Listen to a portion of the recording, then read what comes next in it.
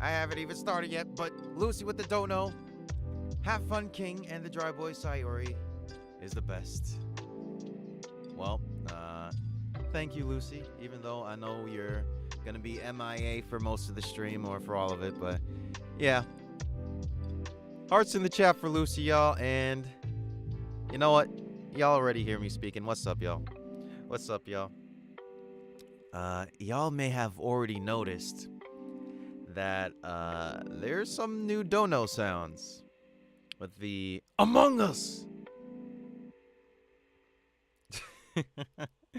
So I was gonna address that during the intro, but it seems like I gotta address it now.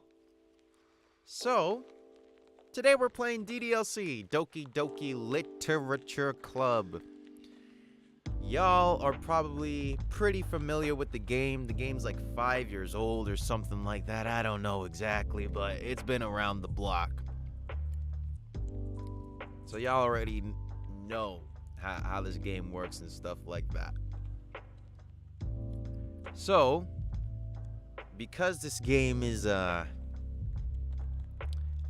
psychological horror, I have decided to do some interesting dono sounds for the stream, and I will probably keep these sounds for all other streams as well.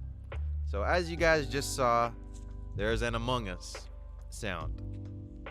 But depending on how much you donate, then you get a special sound.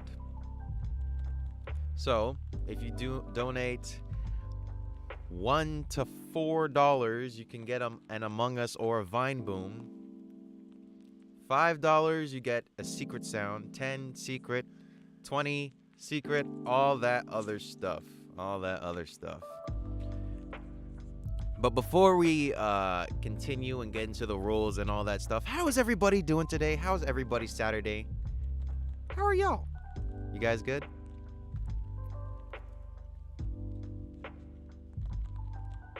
Let's talk for a bit. Since it's only the beginning of the stream, we can get into DDLC in a little bit. Don't worry. I just want to see how you guys are doing.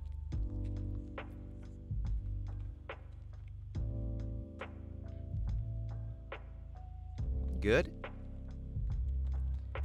That's great to hear that you guys are good. My feet hurt from con. Yeah. I don't. Well, when you go to any type of a convention, there's like a crap ton of walking. So yeah, woke up a few minutes ago and I already want to bang my head against the wall. I feel that. How are you, Soda? I am alright. Soda, if you see this, what is your favorite MHA person of voice? Shiggy. Okay. Good. The bot is working this time, Dragon. The bot is working this time. And Luffy D Goat. Damn, with another Among Us. Luffy D Goat saying, "Welp, time. Guess my puns are coming back this Steam." I can't wait for that. I cannot wait for that. My goodness. But anyway, let us go over the rules real quick for the new peeps. Before we do, if you are new here, if this is your first time on a King Soda stream, can you please type the letter I in chat if you are new here? This is your first stream.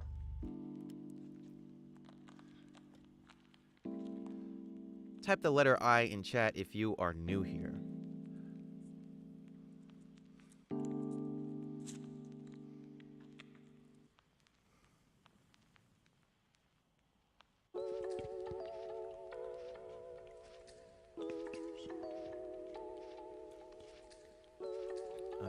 Okay, look at all those eyes.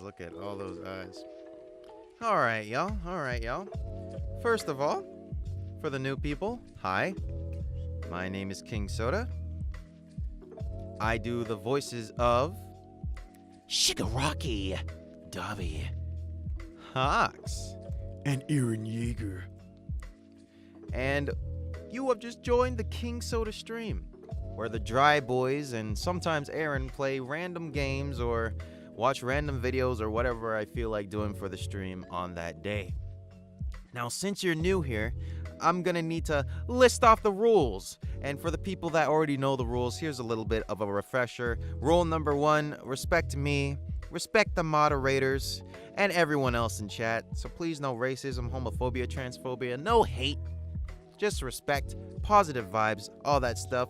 2, do not spam in chat unless said by me or the mods. So if you guys think we're gonna be having a fun stream with the Dry Boys, press 1, spam 1 in the chat. 3, do not RP, so please no role playing in the chat. 4, please do not trauma dump. If you are having a bad day, month, year, etc., talk to the relevant professionals. We are not professionals. 5, no backseat gaming unless I specifically ask for help. And any breaking of the rules results in a timeout or ban, depending on how severe or how many times you do it. And the most important rule of every single King Soda stream is to have fun. We're here to spread some positive vibes, good vibes. We ain't trying to spread no type of negativity. We're just trying to have a good old fun stream here tonight, folks, even though it is the afternoon for me. Let me know in the chat what time it is for you guys. What time zone are you guys in? I'm currently in EST because I'm all the way up here in Canada. Where are you guys from and what time is it? Where are you guys from and what time is it? Let me know in the chat.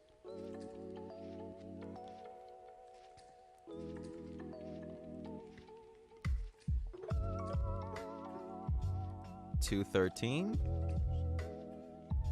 1113, 1113, 213, 1313, 1113, 113, 730. Oh wow.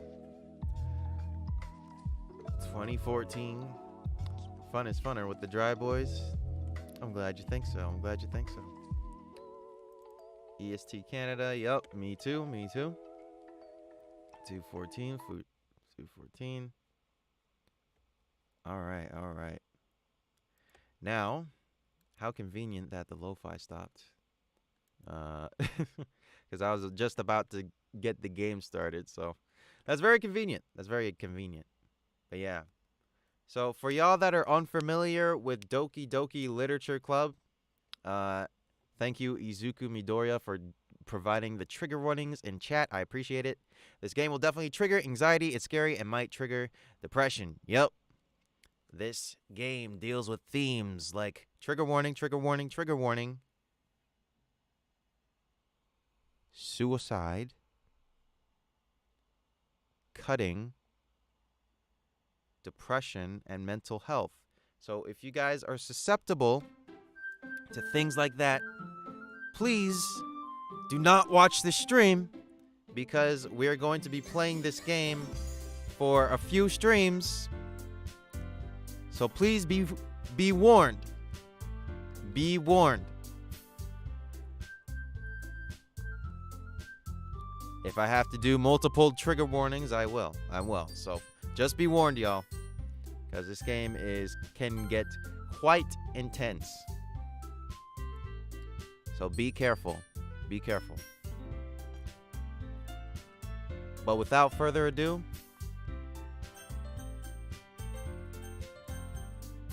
let's get to the game, shall we?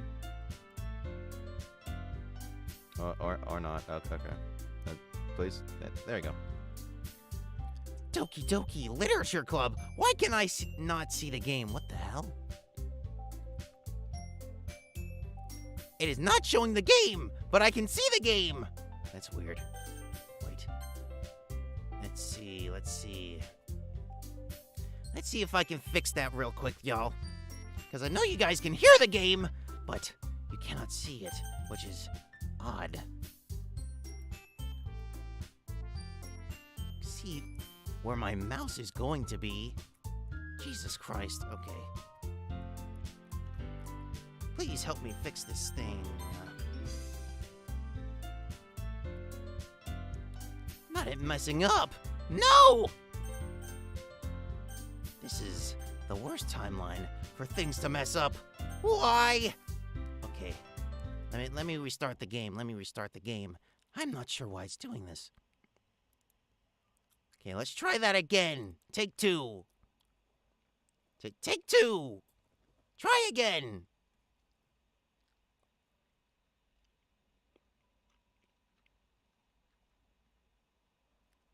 And hello, everybody. Hope everybody is well. 'Cause I am here. Of course you're well.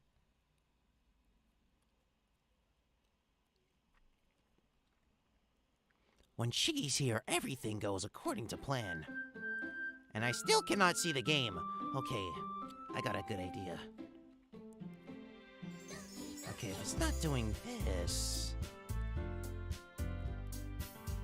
maybe if I try to capture the game itself, then it will work.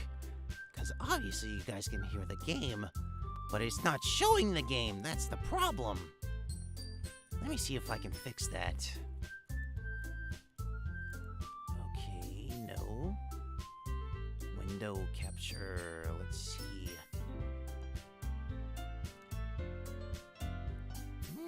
No. That's really weird. I have not a clue why it's acting up like this. Game title, nope. Windows for capture. That is really weird. What the hell?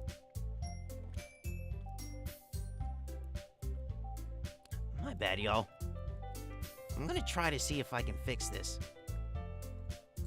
Because right now, it is acting up.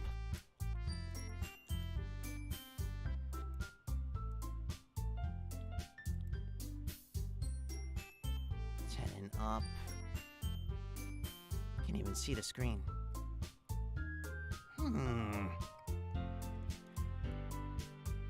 Gotta love it when you have stream issues, right? It is what it is, though. OBS. Nope. Not sure why the game's not listed at all. Let me see something. Technical difficulties. Please stand by. For once, this is actually not... what's it called? Oh my god. Help. Shit. Why? Now it's not letting me... Ugh! Okay. There we go. Okay, now you guys can see it. Jesus Christ. Okay, just keep it as a window for now. Okay, if we gotta play it like this, then we gotta play it like this. Let me see if I can extend it a bit. So that way you guys can just see the game. That would be ideal. Okay, if we play like this, then if we just play like this, no big deal.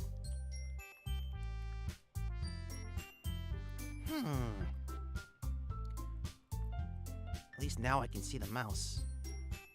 But when I go full screen, you can't see it. But when I say window, you guys can't see it. What the hell? Well, it is what it is. This is how we play.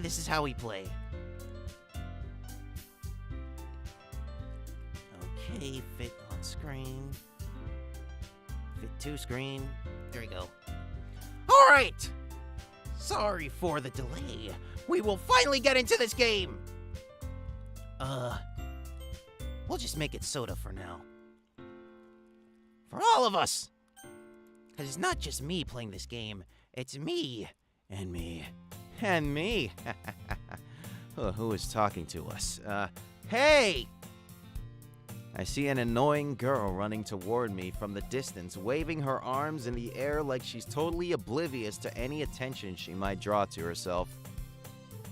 That girl is Sayori, my neighbor and good friend since we were children.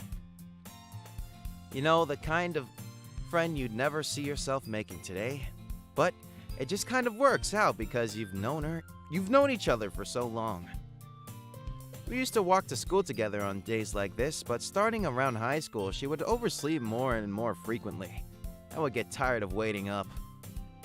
But if she's going to chase after me like this, I almost feel better off running away. However, I just sigh and idle in front of the crosswalk and let Sayori catch up to me. Ha! Ha! I overslept again. But I caught you this time. Maybe, but only because I decided to stop and wait for you. You say that like you were thinking about ignoring me. That's mean, Soda. Well, if people stare at you for acting weird, then I don't want them to think we're a couple or something. Fine, fine. But you did wait for me after all. I guess you don't have it in you to be mean even if you want to. Whatever you say, Sayori.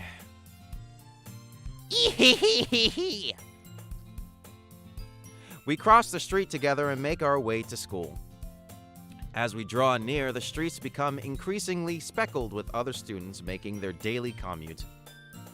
By the way, Soda, have you decided on a club to join yet? A club? I told you already, I'm really not interested in joining any clubs. I haven't been looking either. That's not true. You told me you would join a club this year. Did I? I'm sure it's possible that I did. And one way of our many conversations where I dismissively go along with whatever she's going on about. Sayori likes to worry a little too much about me, when I'm perfectly content just getting by on the average while spending my free time on games and anime. Uh-huh. I was talking about how I'm worried that you won't learn how to socialize or have any skills before college. Your happiness is really important to me, you know. And I know you're happy now, but I die at the thought of you becoming a NEET in a few years because you're not used to the real world. You trust me, right? Don't make me keep worrying about you. Alright. I'll look at a few clubs if it makes you happy. No promises, though. Will you at least promise me you'll try a little? Yeah, I guess I'll promise you that. Yay! Why do I let myself get lectured by such a carefree girl? More than that, I'm surprised I even let myself relent to her. I guess seeing her worry so much about me makes me want to ease her mind at least a little bit, even if she does exaggerate everything inside of her head.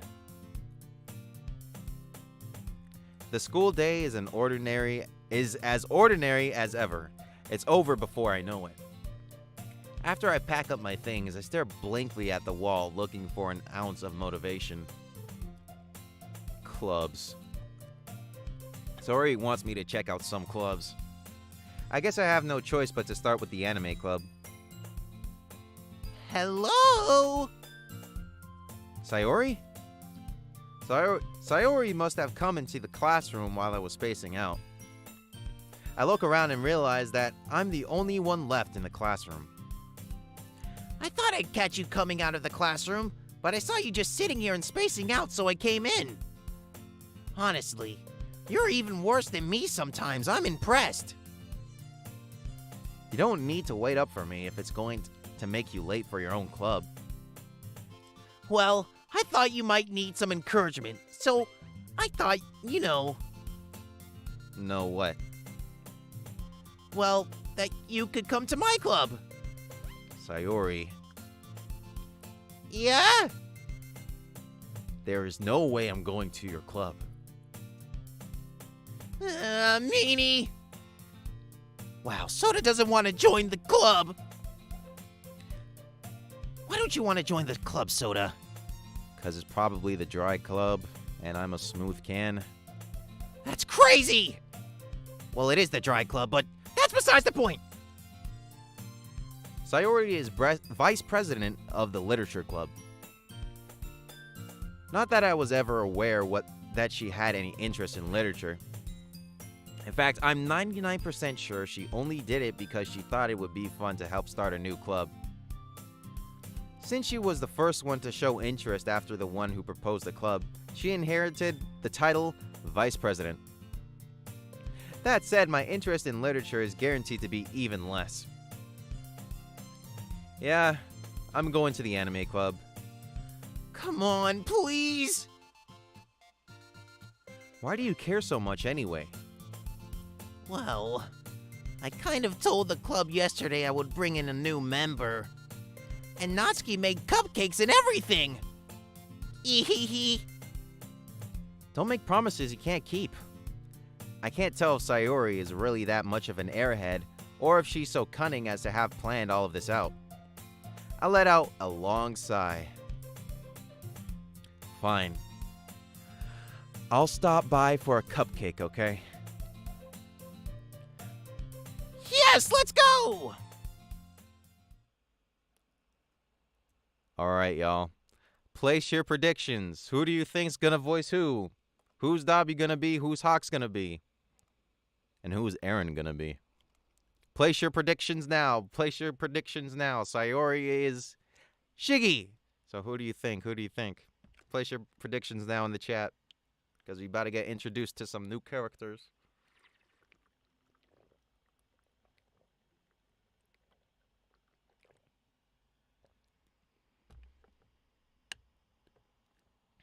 Also, hey, Soul. Send $1? I would appreciate that. You think Dabi is Yuri? Hawks is Natsuki? Yuri is Dabi? Hakika? You think Hawks is gonna be Monica? Bubba Boy?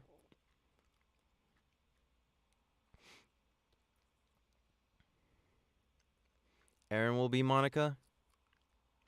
Dabi is Yuri?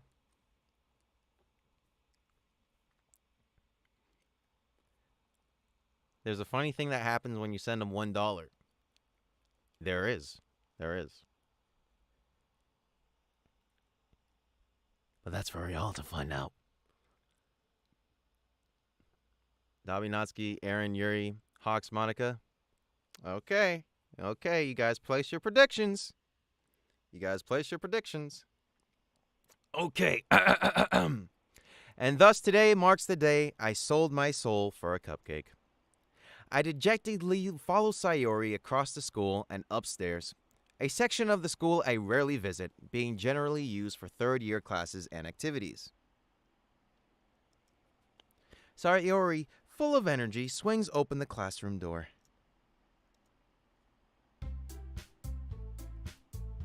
Everyone! The new member is here! I told you, don't call me a new member.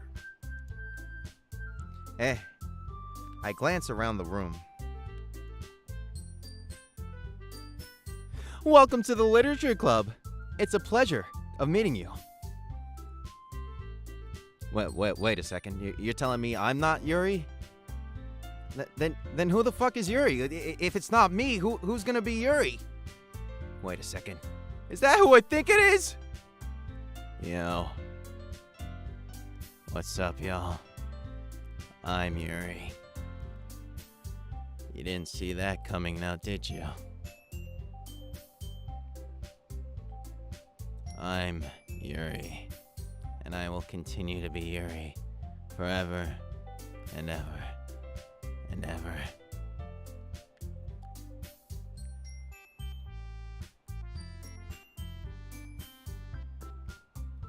I am the Yuri. I will always be Yuri.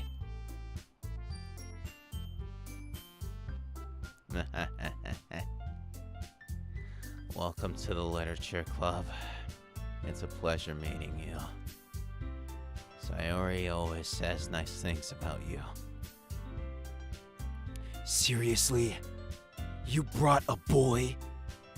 Way to kill the atmosphere. Ha, Soda, what a nice surprise. Welcome to the club. One sec, I'm getting a knock at the door.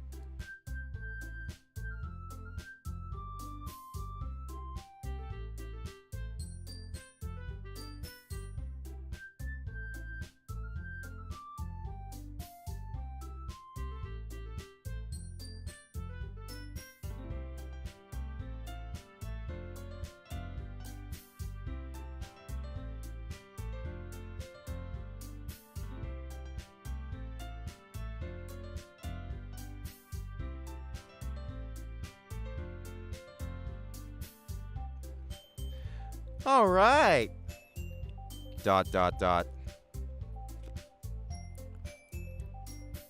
All words escape me in this situation. This club is full of incredibly cute girls. What are you looking at? If you want to say something, say it. Soda's parents be like, you always in those Chinese cartoons again. Sorry. Natsuki.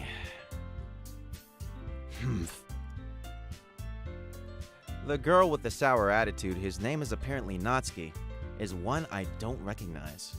Her small figure makes me think she's probably a first year. She is also the one who made cupcakes, according to Sayori. You can just ignore her when she gets moody. Sayori says that quietly into my ear, then turns back toward the other girls. Anyway, this is Natsuki, always full of energy. And this is Yuri, the smartest in the club. Don't say things like that. Yuri, who appears comparably more mature and timid, seems to have a hard time keeping up with people like Sayori and Natsuki. Well, it's nice to meet both of you. And it sounds like you already know Monica. Is that right? That's right. It's great to see you again, Soda. Monica smiles sweetly. We do know each other. Well, we rarely talked, but we were in the same class last year. Monica was probably the most popular girl in class. Smart, beautiful, and athletic. Basically, completely out of my league. So having her smile at me so genuinely feels a little... You too, Monica? Come sit down, Soda. We made room for you at the table, so you can sit next to me or Monica. I'll get the cupcakes. Hey, I made them. I'll get them. Sorry, I got a little too excited.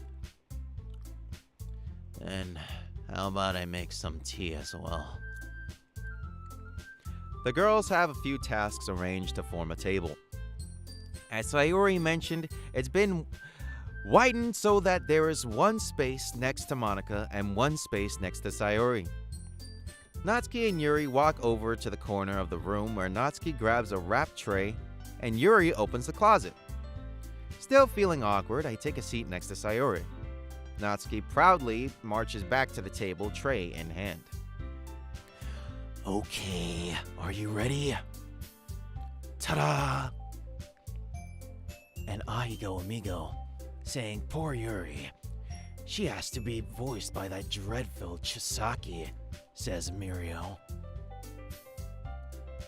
Mirio, you can eat my nubs.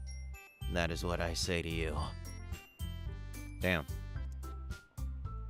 What? Also bussy water. Natsuki lifts the foil off the tray to reveal a dozen white fluffy cupcakes decorated to look like little cats. The whiskers are drawn with icing and little... Oh my god. Jesus Christ. I forgot about the sound for $5. Or there's the other sound. Where's the surprise? You just heard it. You just heard it. My God. The whiskers are drawn with icing, and little pieces of chocolate were used to make ears. So cute. Wait 1 sec. Let me turn the game down a little bit. Yeah. There you go. So cute! I had no idea you were so good at baking, Natsuki. Well, you know. Just hurry and take one. You didn't hear it? Shit! Okay. Sayori grabs one first, then Monica, I follow. It's delicious! Sayori talks with her mouth full and has already managed to get icing on her face. I turn the cupcake around in my fingers, looking for the best angle to take a bite. Natsuki is quiet. I can't help but notice her sneaking glances in my direction. Is she waiting for me to take a bite? I finally bite down. The icing is sweet and full of flavor. The flavors are melting on my tongue. I wonder if she made it herself. This is really good. Thank you, Natsuki. Why are you thanking me? It's not like I... Haven't I heard this somewhere before? made them for you or anything, Yabaka? Eh? I thought you technically did. Sayori said... Well, maybe. But not for you, you dummy. Alright. I give up on Natsuki's weird logic and dismiss the conversation. Yuri returns to the table carrying a tea set. She carefully places a teacup in front of each of us before setting down the teapot next to the cupcake tray. You keep a whole tea set in the classroom. Don't worry. The teachers gave us permission. After all, doesn't a hot cup of tea help you enjoy a good book? I guess. Don't let yourself get intimidated. Yuri's just trying to impress you. That's not... Insulted, Yuri looks away. I meant that, I believe you.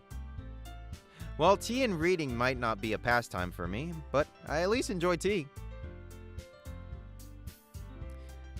I'm glad. Yuri faintly smiles to herself in relief. Monica raises an eyebrow, then smiles at me. So, what made you consider the literature club? I was afraid to answer this question. Something tells me I shouldn't tell Monica that I was practically dragged here by Sayori.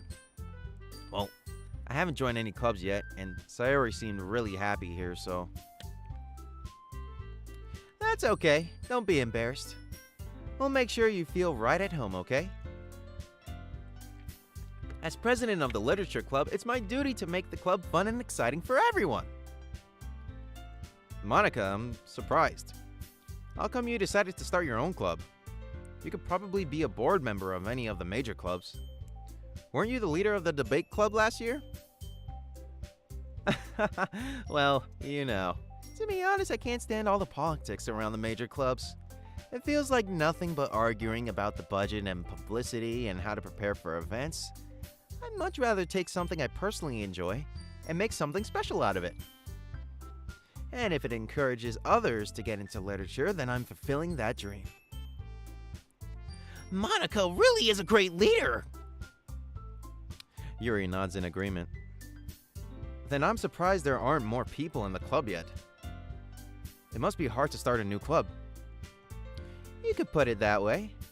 Not many people are very interested in putting out all the effort to start something brand new, especially when something that doesn't grab your attention like literature. You have to work hard to convince people that you're both fun and worthwhile. But it makes school events like the festival that much more important. I'm confident that we can all really grow this club before we graduate. Right, everyone? Yeah! Well, we'll do our best. You know it. Everyone enthusiastically agrees. Such different girls, all interested in the same goal. Monica must have worked really hard just to find these three. Maybe that's why they were also delighted by the idea of a new member joining. Though I still don't really know if I can keep up with their new level of enthusiasm about Literature Club. So, Soda, what kinds of things do you like to read?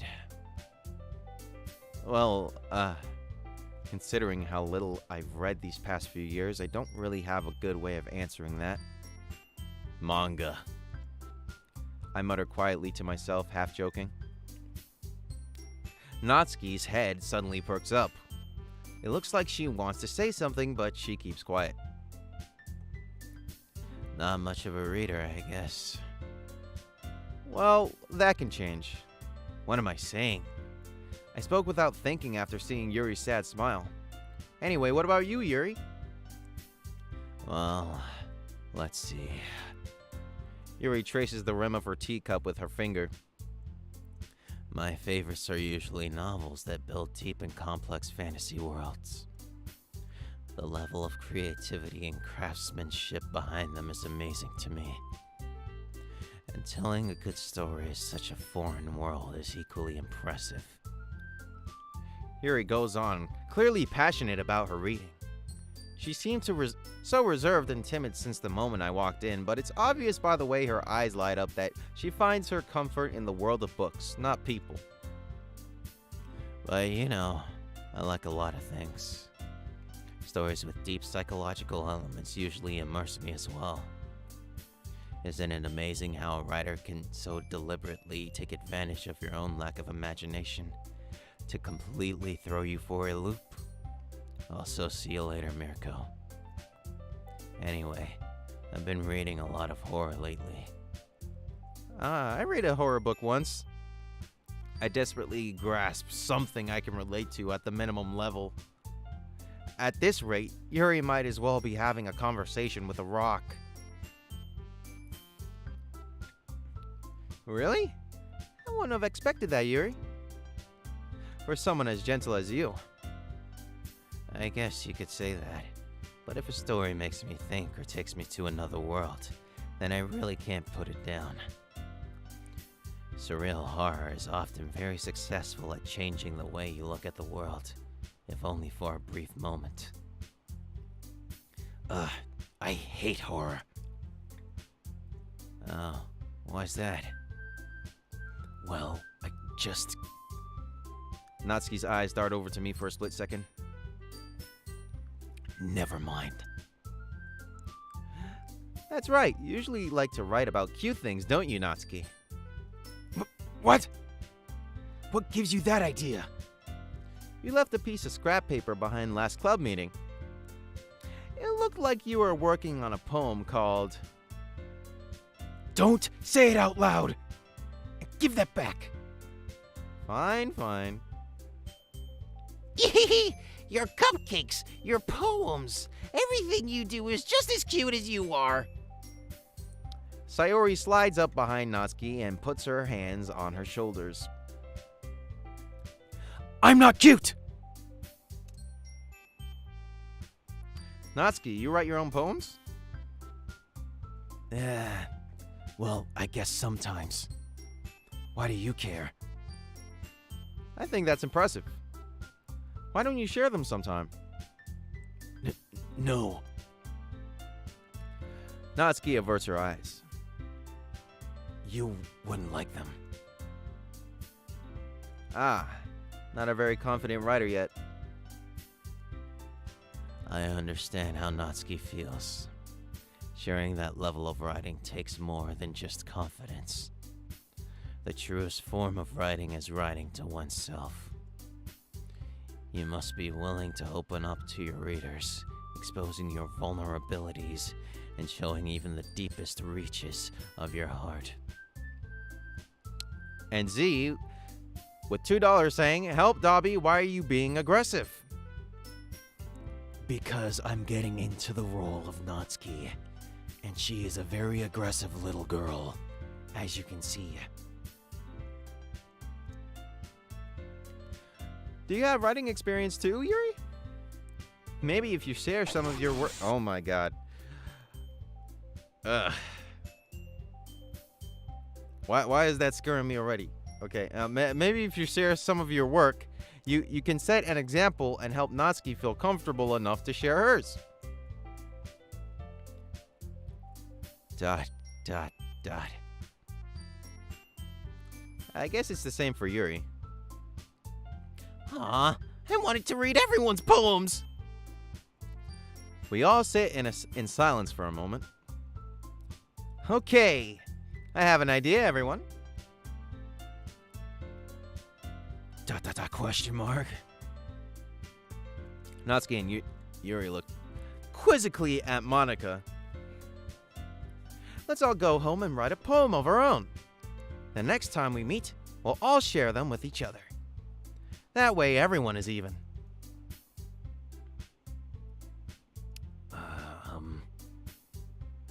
Yeah,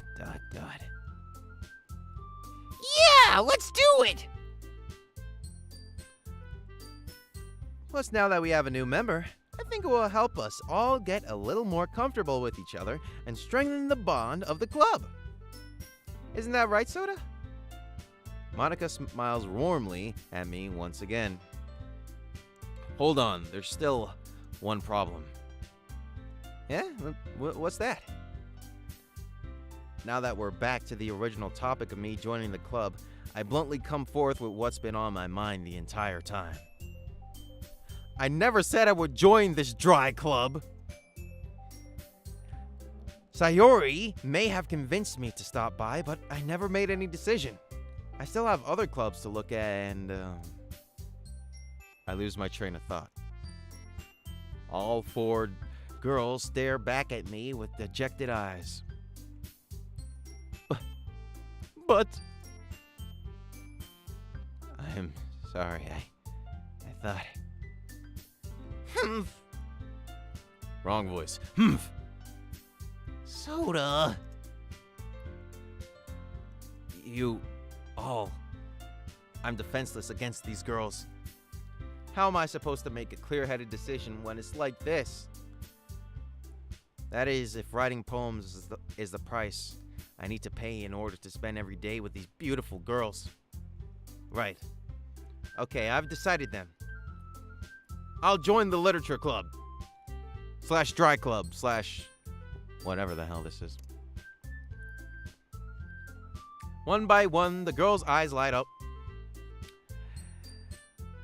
And Ahigo, with a donation, reading, One of my favorite things to... Oh my god.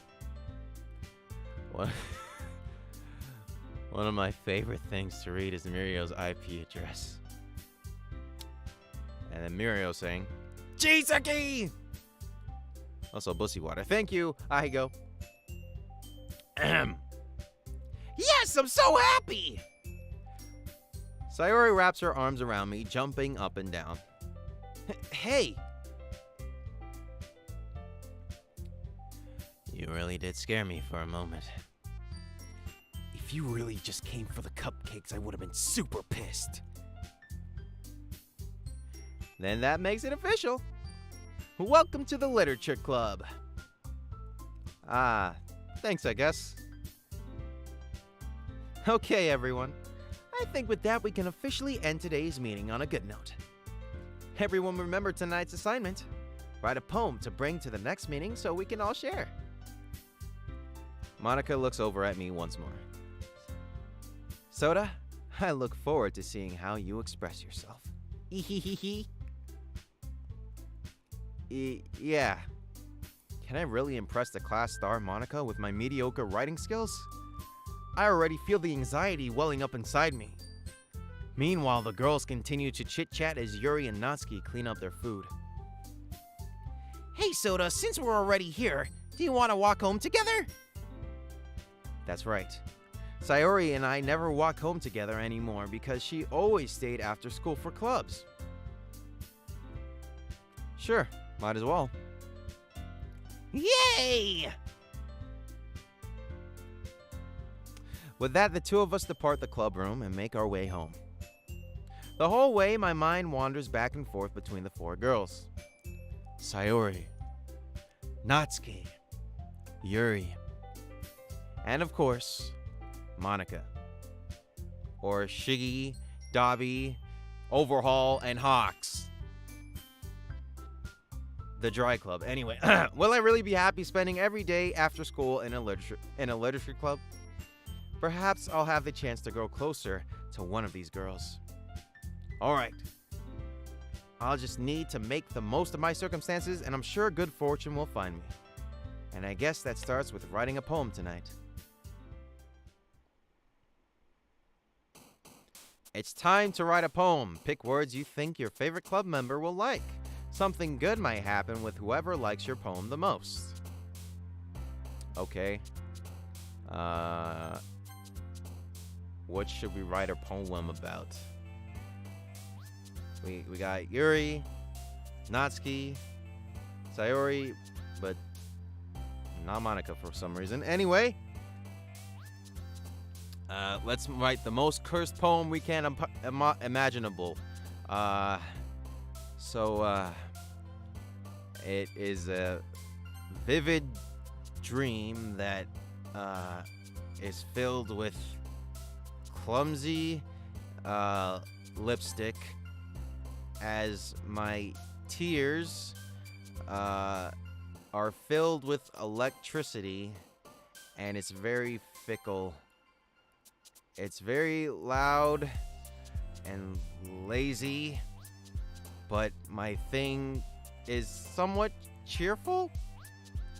I keep on crying as I breathe this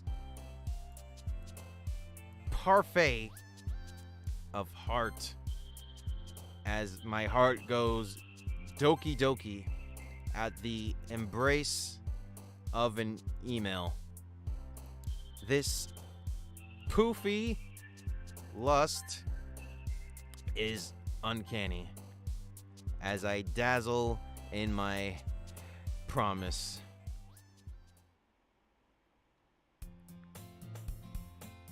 Hi again, Soda. Glad to see you didn't run away on us. Nah, don't worry. This might be a little strange for me, but I at least keep my word. Well, I'm back at the literature club. I was the last to come in, so everyone else is already hanging out. Thanks for keeping your promise, Soda. I hope this isn't too overwhelming of a commitment for you. Making you dive headfirst into literature when you're not accustomed to it. Oh, come on. Like he deserves any slack. Sayori told me you didn't even want to join any clubs this year. And last year, too. I don't know if you plan just to come here and hang out or what. But if you don't take us seriously, then you won't see the end of it. Natsuki, you certainly have a big mouth for someone who keeps her manga collection in the club room.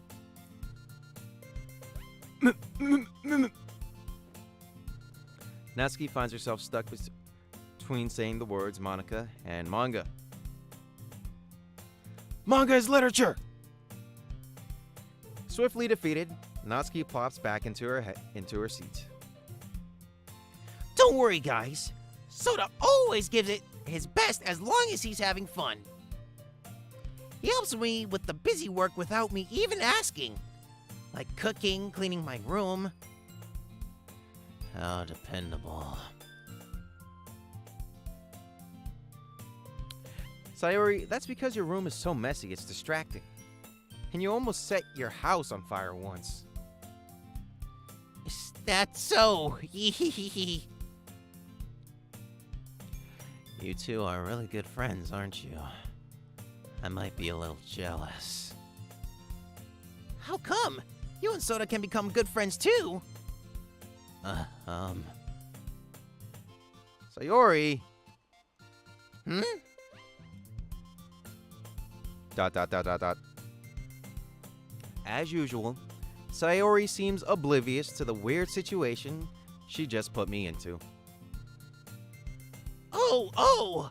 Yuri even brought you something today, you know? Wait, Sayori. Me? Not really. Don't be shy. It's really nothing. What is it? Never mind. Sorry, made it sound like a big deal when it's really not. What do I do? I'm sorry, Yuri. I wasn't thinking. I guess that means it's up for me to rescue the situation. Hey, don't worry about it. First of all, I wasn't expecting anything in the first place, so any nice gestures from you is a pleasant surprise. It'll make me happy no matter what. Is that so? Yeah, I won't make it a big deal if you don't want it to be. Alright. Well, here. Yuri reaches into her bag and pulls out a book. I don't want you to feel left out, so I picked out a book that I thought you might enjoy. It's a short read, so it should keep your attention even if you don't usually read. And we could, discuss it if you wanted. This is... How's this girl accidentally being so cute? Also, hey, Chili. What's up, bro? How you doing, man? Ooh. She even picked out a book she thinks I'll like, despite me not reading much. Yuri, thank you. I'll definitely read this. I enthusiastically take the book. Phew. Well, you can read it at your own pace. I look forward to hearing what you think. Now that everyone's settled in, I expected Monica to kick off some scheduled activities for the club. But that doesn't seem to be the case. Sayori and Monica are having a cheery conversation in the corner. Yuri's face is already buried in a book. Wondering why I'm playing this caca game? Because the people wanted it! The people wanted it! Yuri's face is already buried in a book. I can't help but notice her intense expression, like she was waiting for this chance. Meanwhile, Natsuki is rummaging around in the closet. Man, it looks like no one wants to be bothered today. I slump down into the nearest desk. How am I supposed to occupy myself with something literature related by myself like this? I guess I could always read some of the book Yuri gave me, but I'm feeling a little too tired to read. I could probably fall asleep right now. I close my eyes and end up listening in on Sayori's conversation with Monica. We're probably gonna seem really lame compared to all the other clubs, though. Well, we can't give up. The festival is our chance to show everyone what literature is all about. The problem is that the idea of a literature club sounds too dense and intellectual. But it's not like that at all, you know? We just need a way of showing that to everyone. Something that speaks to their creative mind. That doesn't solve the problem, though. Eh? What do you mean? Even if we come up with the most fun thing ever, no one will come in the first place if it's a literature club! Or event. Whoops. So it's more important to figure out how to get people to show up in the first place, you know? And after they come, and we can do the thing to speak to their creative minds. What's this? Sayori is Sayori? My god. Sayori is taking this really seriously. It's rare to hear her deliberating like this. Huh? That's a good point. In that case, do you think food will do the trick? What kind? Well, I guess we could. Cupcakes! Good thinking. Natsuki would love to do that. You're right. Natsuki makes the best cupcakes. That works out perfectly. That wasn't why you suggested it? Cupcakes speak to my creative tummy. ... Cupcakes it is then. I'm hungry. Anyway, we still need to work out the details of the event itself. I find myself smiling. In the end, Sayori is still her usual self. But therein lies the unexpected reason I admire her. Unlike me, who has trouble finding any motivation at all, Sayori can put her mind to things and make them come to life. I suppose that's why I end up letting her get on my case about things. I can't help but wonder what it would be like to see the world through her eyes. Huh! I open my eyes to find Sayori's face filling my vision. I nearly fall out of my chair. Sorry. Wait. Actually, I'm not sorry at all. It's your fault for sleeping like that. This isn't the napping club. Does our school have a napping club? You're staying up late again, aren't you? Now that you're in a club, you're gonna have less time for anime, you know. You'll need to get used to it. Don't say that so loud. I glance over my shoulder to see if Monica overheard. It's true, though. Yeah. I know. You're always looking out for me, Sayori. It's what I do best. That's a problem. What about you? You look out for me better than you look out for yourself. You're still oversleeping every day, aren't you? Not every day. That's not very convincing. How many days this past week have you gotten up on time? It's a secret. I knew it. Come on. At least give me the benefit of the doubt. I can't even do that. Look, Sayori, it's written all over you. Sayori glances around at herself. How is it written all over me? You were clearly in a rush this morning. Look, your hair is sticking out all around here. I run my fingertips down the side of Sayori's hair, trying to straighten it out. Man, you really need a brush for this. My hair is just really hard to get right. I won't fall for that. There's more than just your hair. Look, your bow isn't straight either. And there's a toothpaste stain on your collar right here. I try to wipe off the stain with my finger. But nobody would ever notice that. Of course they would. Nobody's gonna tell you about it because they don't want to embarrass you. Fortunately, I really don't care about that. Hey, you meanie.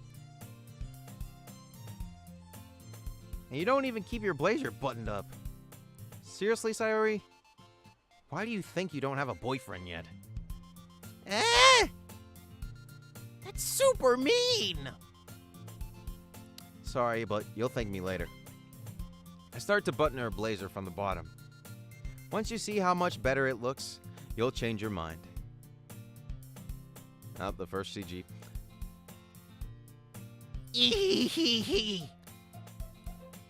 This is so funny.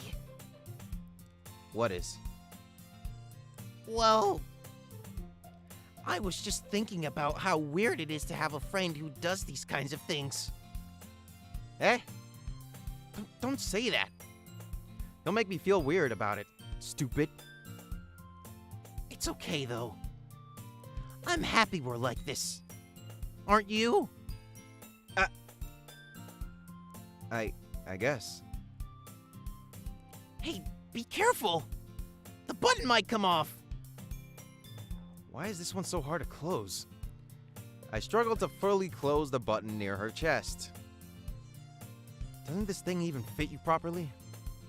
Ehehe. It did when I bought it.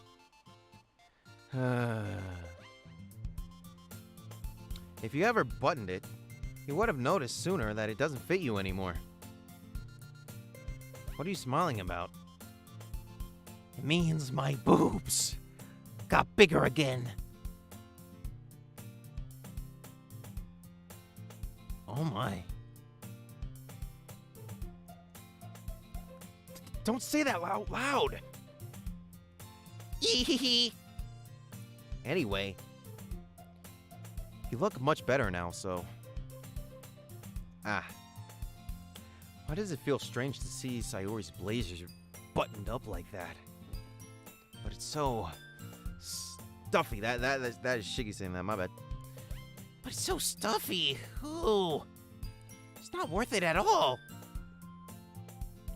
Sayori hastily unbuttons her blazer once more. Phew! That's so much better. Sayori puts her arms out and twirls around.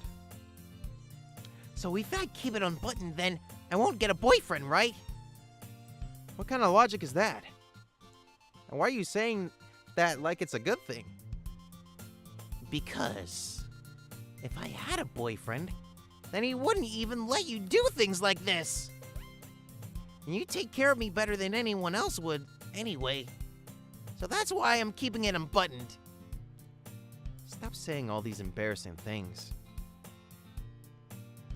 I didn't say anything embarrassing.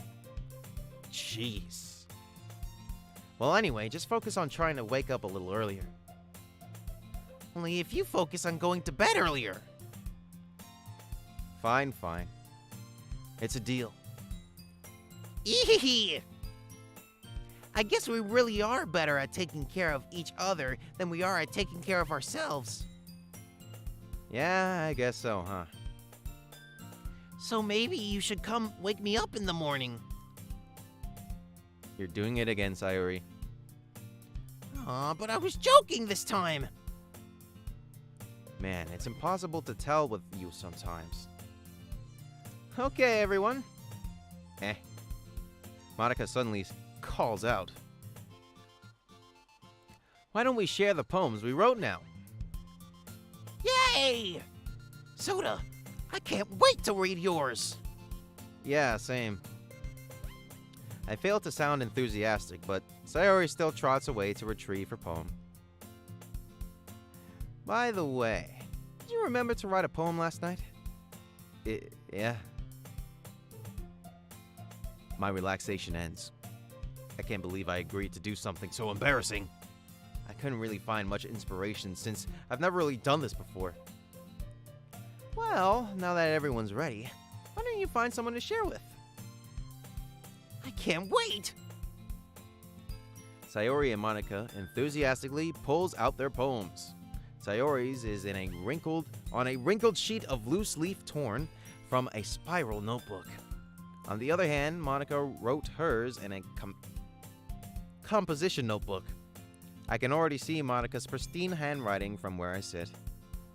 Natsuki and Yuri reluctantly comply as well, reaching into their bags. I do the same myself. Who should I show my poem to first? Alright. I'm gonna let y'all decide if I should show it to Sayori/Shiggy first. Give me a 1. If I should show it to Natsuki/Dabi first, give me a 2. If I should show it to Yuri/Overhaul first, give me a 3. And for Hawks/Monica, give me a 4.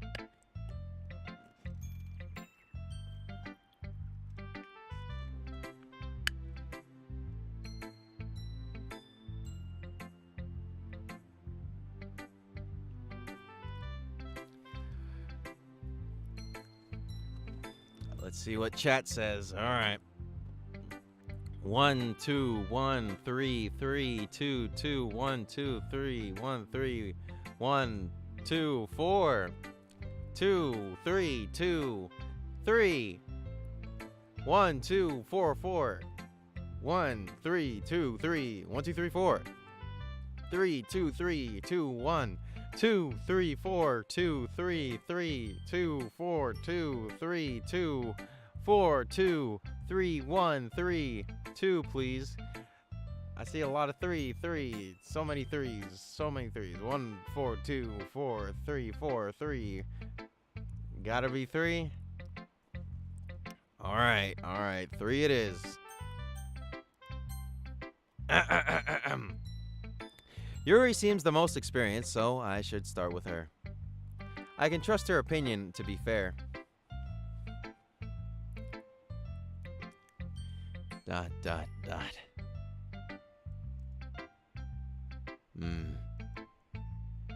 Dot, dot, dot. Yuri stares at the poem. A minute passes, more than enough time for her to finish reading. Oh. Sorry. I forgot to start speaking. It's fine. Don't force yourself. I'm not. I just need to put my thoughts into words. Hold on. Okay. This is your first time writing a poem, right? Yeah? Why do you ask? I'm just making sure. I guess that it might be after reading through it. Ah, so it's that bad. No. Did I just raise my voice? I'm so sorry. Yuri buries her face in her hands. I couldn't help but notice that it's been several minutes and we really haven't gotten anywhere. It might take Yuri a while to get used to new people. It's fine, I really didn't notice. What were you saying? Right, it's just that there are specific writing habits that are usually typical of new writers. And having been through that myself, I kind of learned to pick up on them.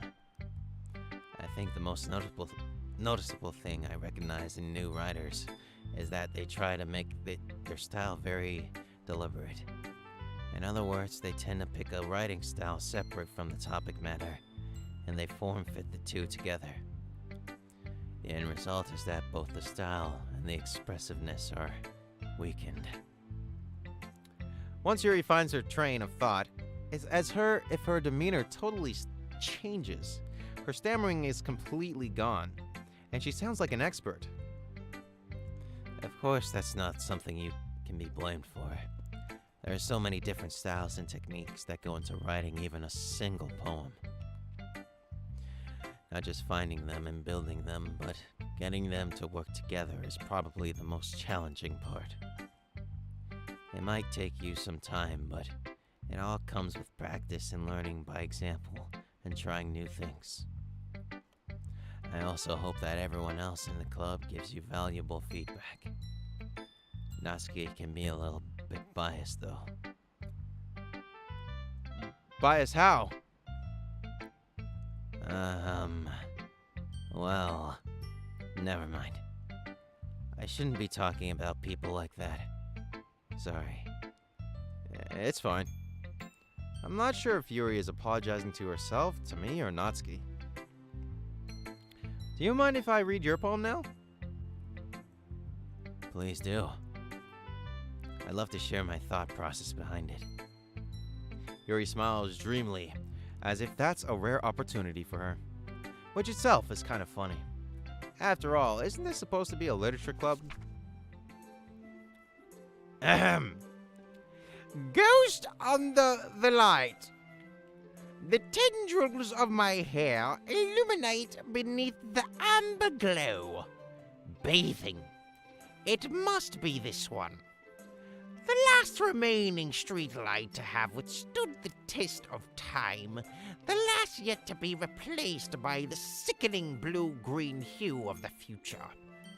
I bathe, calm, breathing air of the present but living in the past. The light flickers. I flicker back. Very nice. Very nice. ...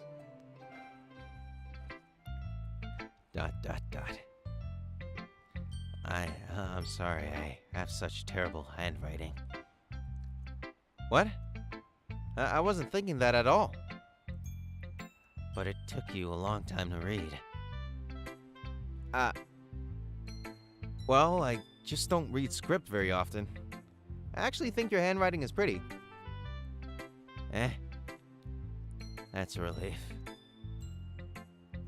Also, I like the poem. Even though it's short, it's really descriptive. It wasn't too short. I usually write longer poems. Not at all. I'm really glad you liked it. I'll be honest. Since it's our first time sharing, I wanted to write something a little more mild. Something easy to digest, I suppose. Are you into ghost Yuri? Hoo.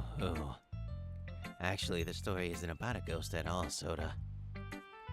Really? I must have totally missed the point. Well, I suppose you didn't only glance over it after all. But remember that poets often express their own thoughts, feelings, and experiences in their work. They usually do more than tell a simple story or paint a picture. In this case, perhaps the subject of the poem is only being symbolically compared to a ghost, lingering in her last remaining place of comfort, unable to let go of the past, and soon to be left with nothing. That's a lot more solemn, putting it that way. I hadn't even thought of that. That's impressive.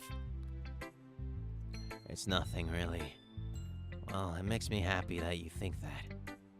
Just remember that it won't be long before you pick up on these things, too. Yeah, maybe you're right. I guess I'll have to keep trying. I'm counting on you. Alright, next we will go to Dabi / Natsuki. ...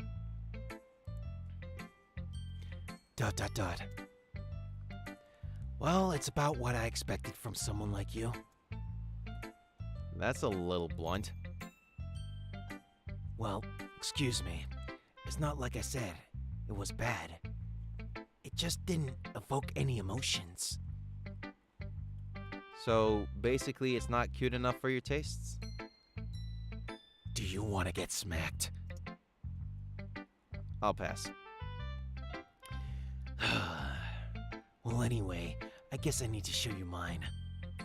Not that you'll like it.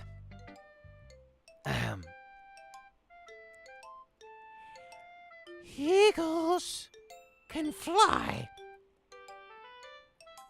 My god. Monkeys can climb. Crickets can leap. Horses can race. Owls can seek. Cheetahs can run. Eagles can fly. People can try. But that's about it.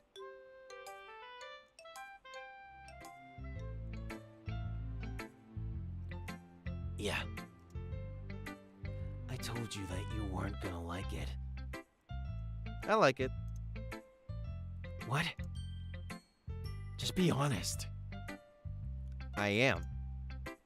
Why are you so convinced that I wouldn't like it? Well, because. Also, Kendo Mac, thank you for subscribing. Everyone in high school thinks that writing has to be all sophisticated and stuff. So people don't even take my writing seriously. But isn't the point of poems for people to express themselves? Your writing style wouldn't make your message any less valid, excuse me. Yes, exactly. I like when it's easy to read, but it hits you hard. Like in this poem. Seeing everyone around you do great things can be really disheartening. So I decided to write about it. Yeah, I understood. But the other nice thing about simple writing is that It puts more weight on the wordplay.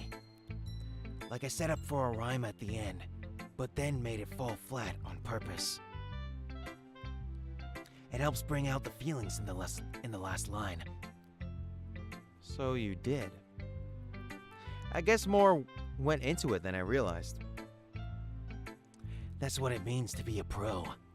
I'm glad you learned something. Didn't expect that from the youngest one here, did you? Yeah, guess not. I decided to humor her with that last comment. I don't really care how old everyone is, but if Natsuki is feeling proud, then I won't take that away from her. Alright. Now, Sayori. Dot! Oh my goodness! This is so good, Soda! Eh? I love it! I had no idea you were such a good writer. Sayori. You must be seriously overreacting. I'm not a good writer at all. I honestly have no idea what I'm doing.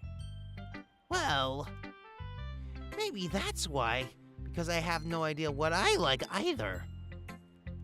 Ah! Jeez. Yuri's opinion was way more constructive than this.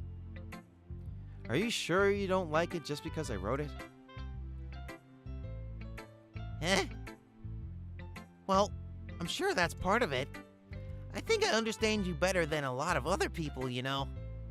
So when I read your poems, it's not just a poem. It's a soda poem! And that makes it feel extra special. Like I can feel your feelings in it. Sayori hugs the sheets against her chest. You're so weird, Sayori. Eehee! I'm really happy just that you wrote one. It just reminds me of how you're really a part of the club now. Not to mention the fact that I'm standing in front of you in the club room. Well, of course. I'm not really into it yet, but that doesn't mean I'll break my promise. See? It's like I said before, Soda. Also, Alicat, thank you for subscribing. Deep down, you're not selfish at all, you know. Trying new things like this for other people, that's something that only really good people do. Thanks, Sayori. I'm not sure if Sayori sees the full picture of my motive here. Then again, I can't deny that she's part of the reason I joined. Knowing how much this means to her and all. Yeah. And I'm gonna make sure you have lots of fun here, okay? And that will be my way of thanking you. Alright, I'm going to hold you to that then. Yay! Now you'll read my poem too, right? Don't worry, I'm really bad at this. Well, let's see about that. Dear sunshine, the way you glow my blinds in the morning, glow through my blinds in the morning, it makes me feel like you missed me. Kissing my forehead to help me out of bed, making me rub the sleepy from my eyes. Are you asking me to come out and play? Are you trusting me to wish away a rainy day? I look above, the sky is blue. It's a secret, but I trust you. If it wasn't for you, I could sleep forever, but I'm not mad. I want breakfast. Sayori. This is just a guess, but... Did you wait until morning to write this? No! Just a little bit. You can't answer just a little bit to a yes or no question. I forgot to do it last night. Well, at least that makes me feel a little better about myself. Don't be mean. I still tried my best. Yeah. I didn't mean to say that it was a bad poem. It came out nice, or how should I put it? Sounds just like you. Really? Yeah. Especially that last line. I made eggs and toast. Even though you were late to school, It's better skip breakfast. I get all cranky. Well, I guess there's no point in arguing. Anyway, thanks for showing me. Eehee! This was so much fun. Monika's the best. Yeah. But next time I won't forget. Next time I won't forget, and I'm gonna write the best poem ever. Well, I guess I look forward to it. And last but not least, Monika. Hi, Soda. Having a good time so far? Yeah. Good, glad to hear it. By the way, since you're new and everything, if you ever have any suggestions for the club, like new activities or things we can do better, I'm always listening. Don't be afraid to bring things up, okay? Alright, I'll keep that in mind. Of course, I'll be afraid to bring things up. I'm much better off just going with the flow until I'm more settled in. Anyway, want to share your poem with me? It's kind of embarrassing, but I guess I have to. Don't worry, Soda. We're all a little embarrassed today, you know. It's that sort of barrier that we'll all learn to get past soon. Yeah, that's true. Hand over Monika my poem. I like this one. It makes me think of something Sayori would like. Is that so? You and Sayori are really good friends, right? I wouldn't be surprised if you had those sorts of things in common. Well, you may be good friends, but Sayori and I are actually really different. Well, that may be the case, but maybe there are also some similarities that you wouldn't expect. The way she talks about you, it sounds like the two of you really care about each other's well-being. Even if you show it in different ways, and it ends up being more similar than you think. So I think that's the kind of vibe I get when reading your poem. You sure you're not reading into it too much? I could be. Oh gosh, it sounds like Yuri. But in any case, Sayori's writing has kind of a gentle feel to it. I can tell that she likes exploring with emotions like happiness and sadness. Who knew that someone so happy would enjoy sad things too? Yeah, that's totally unexpected. Well, to each their own. And you shouldn't be afraid to experiment a little bit either. I'm sure I'll end up trying different things a lot. It could take a while before I feel comfortable doing this. That's okay. I'd love to see you try new things. That's the best way to find the kind of style that suits you. Everyone else might be a little bit biased toward their own kinds of styles, but I'll always help you find what suits you the most. So don't force yourself to write the way everyone else wants you to write. It's not like you have to worry about impressing them or anything.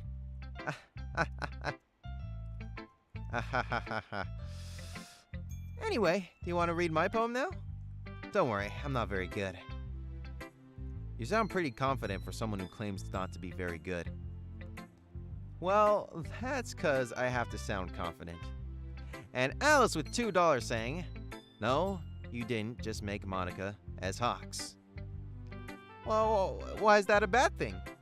I want to be Monika. Monika's cute and all. I consider myself a cute bird. Oh my god, Among Us. But yeah. What's wrong with Monika? Nothing's wrong with Monika. Monika's just fine. Anyway, well, that's because I have to sound confident. Thank you for the $2. That doesn't mean I always feel that way, you know? I see. Well, let's read it then. Hole in wall. It couldn't have been me. See the direction? The sparkle. The speckle. The sparkle protrudes. A noisy neighbor. An angry boyfriend. I'll never know. I wasn't home. I peer inside for a clue. No, I can't see.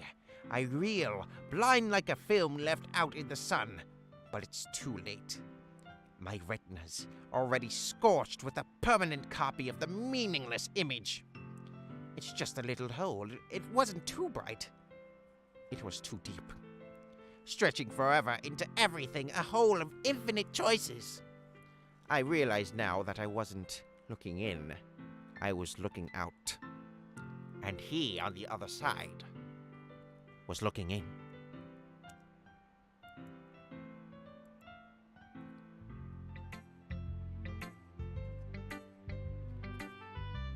So what do you think?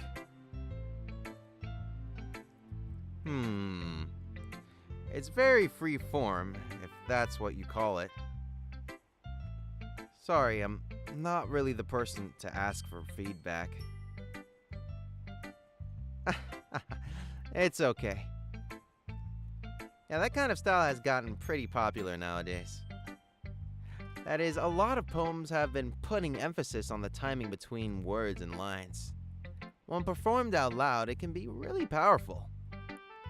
What was the inspiration behind this one? Well, I'm not sure if I know how to put it. I guess you could say I had some kind of epiphany recently. It's been influencing my poems a bit. An epiphany? Yeah, something like that. I'm kind of nervous to talk about stuff like that, deep stuff like that, because it's kind of coming on strongly. Maybe after everyone is a bit better friends with each other. Anyway, here's Monica writing tip of the day. Sometimes when you're writing a poem or a story, your brain gets too fixated on a specific point. If you try so hard to make it perfect, then you'll never make any progress. Just force yourself to get something down on the paper and tidy it up later. Another way to think about it is this. If you keep your pen in the same spot for too long, you'll just get a... Oh my god. Ahem. I don't want to spoil it, but Monica, it will make sense later. Later? What are you talking about? And also bussy water. Thank you, Alice, for the $5. You'll just get a big dark puddle of ink. So just move your hand and go with the flow. That's my advice for today. Thanks for listening. Phew! I guess that's everyone. I glance around the room.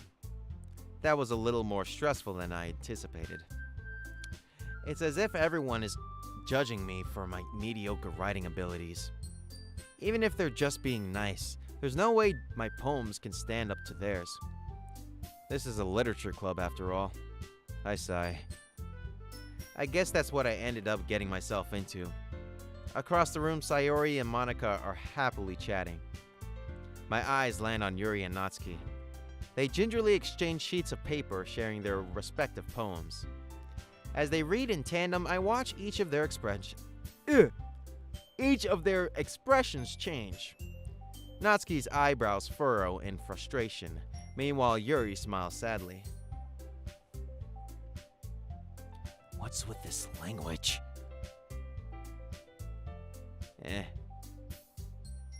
Did you say something? Oh, it's nothing. Natsuki dismissively returns the poem to the desk with one hand. I guess you could say it's fancy. Thanks. Yours is, cute. Cute? Did you just completely miss the symbolism or something?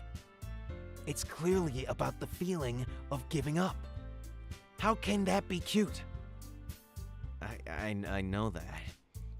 I just meant the language, I guess. I was trying to say something nice. You mean you have to try that hard to come up with something nice to say? Thanks, but it really didn't come out nice at all.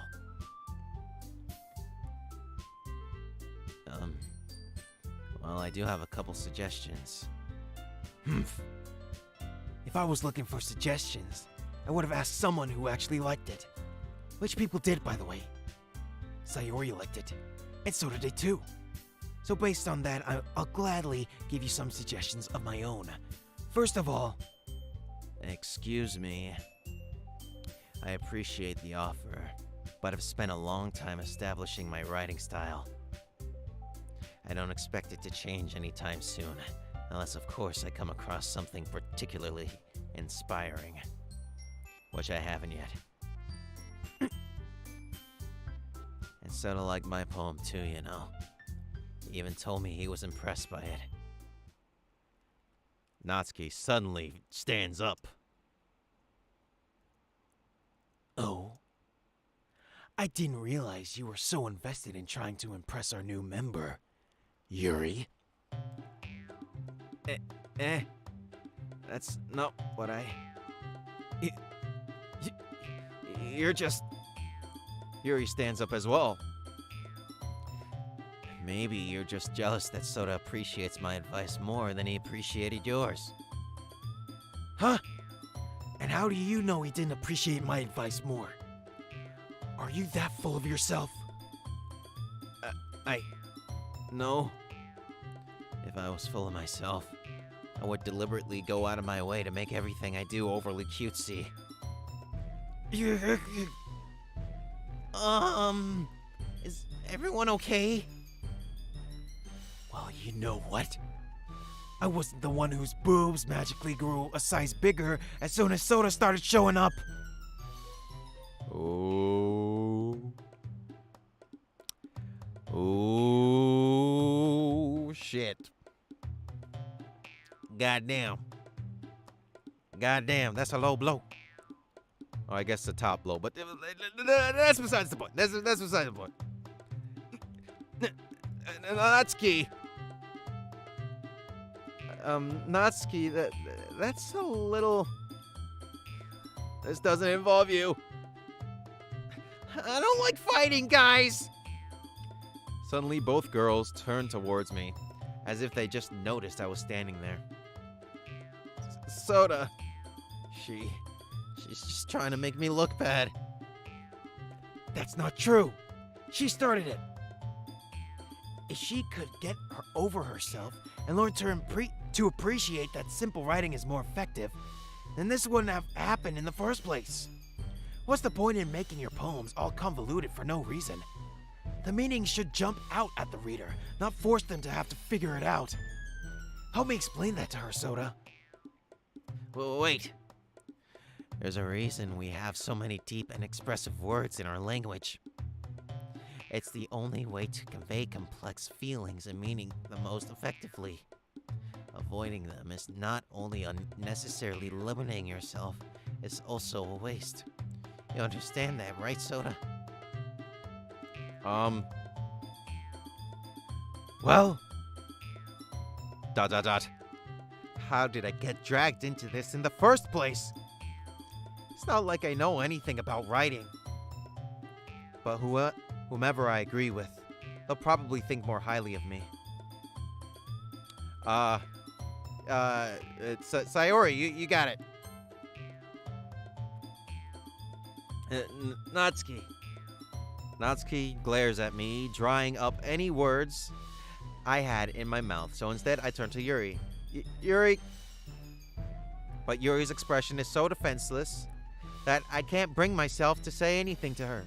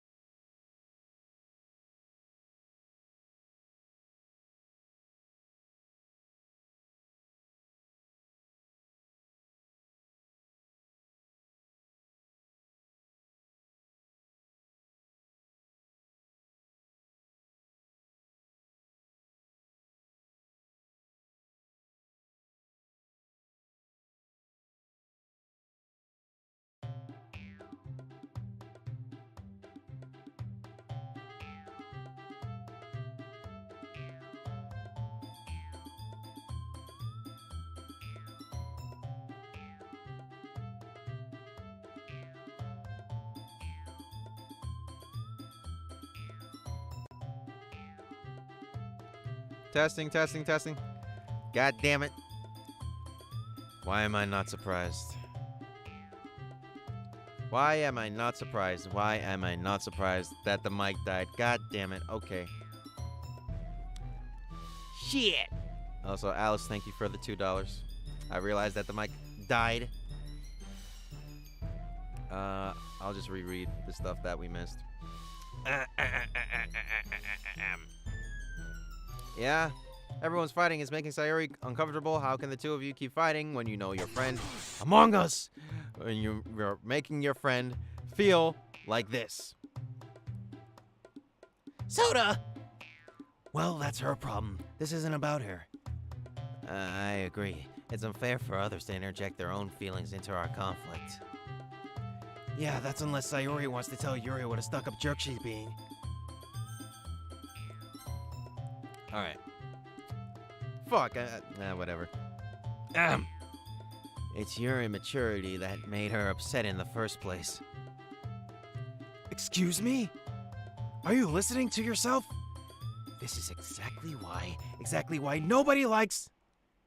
Stop!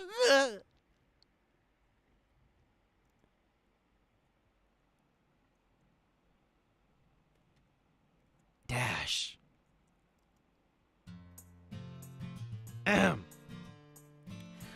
Natsuki, Yuri, you guys are my friends. I just want everyone to get along and be happy. My friends are wonderful people, and I love them because of their differences. She disintegrated batteries. I'm telling you, it wasn't me. And I love them because of their differences among us! Natsuki's poems. They're amazing because they give you so many feelings with just a few words. And Yuri's poems are amazing because they paint beautiful pictures in your head. Everyone's so talented. So why are we fighting? Because...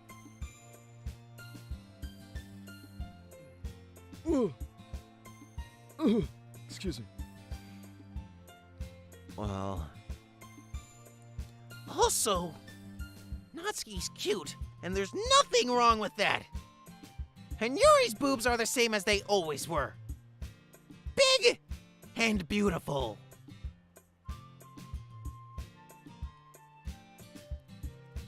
dot dot dot.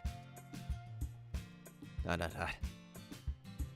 Sayori. Sayori stands triumphantly. Monica stands behind her with a bewildered expression. I'll, make some tea. Yuri rushes off. Natsuki sits down with a blank expression on her face, staring at nothing. So this is why Sayori is vice president, I whisper to Monica. She nods in return. To be honest, I might come off as a good leader and I can organize things, but I'm not very good with people. I couldn't even bring myself to interject. As president, that's kind of embarrassing of me. Nah, it's not like I can blame you. I wasn't able to say anything either. Well, I guess that just means Sayori is amazing in her own ways, isn't she? You could say that. She might be an airhead, but sometimes it's weirdly suspicious that she knows exactly what she's doing. I see. Take good care of her, okay? I would hate to see her get herself hurt. That makes two of us. You can count on me. Monica smiles sweetly at me, causing my stomach to knot. Such a genuine person really does make a good president, regardless of what she says. If only I could get the chance to talk to her a little more. Okay, everyone. It's just about time for us to leave. How did you all feel about sharing poems? It was a lot of fun. Well, I'd say it was worth it. It was alright. Well, mostly. Sada, how about you? Yeah, I'd say the same. It was a neat thing to talk about everyone. Awesome. In that case, we'll do the same thing tomorrow. And maybe you learn something from your friends too. So your poems will turn out even better. ... I think to myself, I did learn a little more about the kinds of poems everyone likes. With any luck, that means I can at least do a better job impressing those I want to impress. I nod to myself with newfound determination. Soda! Ready to walk home? Sure, let's go. Eee! Sayori beams at me. It truly has been a while since Sayori and I have spent this much time together. I can't really say I'm not enjoying it either. Sayori, about what happened earlier. Eh? What do you mean? You know, between Yuri and Natsuki. Does that kind of thing happen often? No! That's really the first time I've seen them fight like that. I promise they're both wonderful people. You don't hate them, do you? No, I don't hate them. I just wanted your opinion, that's all. I can see why they make good friends with you. Phew. You know, Soda, it's nice that I get to spend time with you in the club. But I think seeing you get along with everyone is what makes me the happiest. And I think everyone really likes you too. That's... Every day is going to be so much fun. It looks like Sayori still hasn't caught on to the kind of situation I'm in. Sure, being friends with everyone is nice, but does it really need to stop there? Well, we'll just have to see what the future holds, Sayori. I pat Sayori on the shoulder. I said that more to myself than to her, but it's easy to use Sayori as an internal monologue sometimes. Okay. Yeah, let's do this. Alright, folks, it's another poem writing. Okay, let's see what I'm feeling for. I should probably save before I forget. Save. There you go.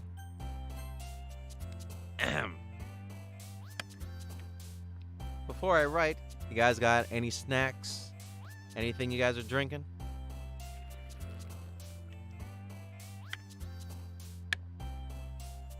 And are you guys enjoying the stream? Also, see you later, Aizawa.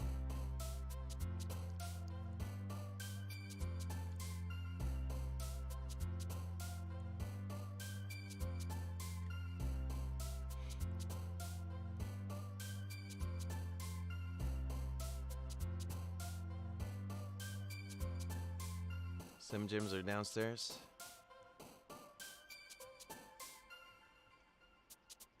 My cat? What about your cat? Making dinner while watching. Nice, nice. Blue Takis. I got chips and a can of iced tea. Nice. Drinking water. Cause I have to finish a fuck ton of homework, but I can't trust y'all. You can multitask. There you go.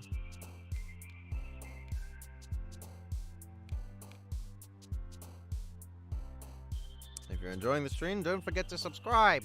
Yes, and if you want to support further, there is a join button next to the subscribe button, and you can get some cool emotes for as cheap as 99 cents.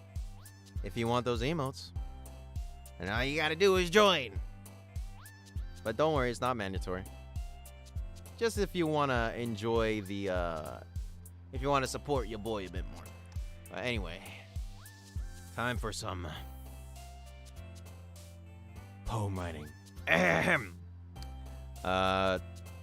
The tragedy of Ribbon is so hopeless without my friends, as we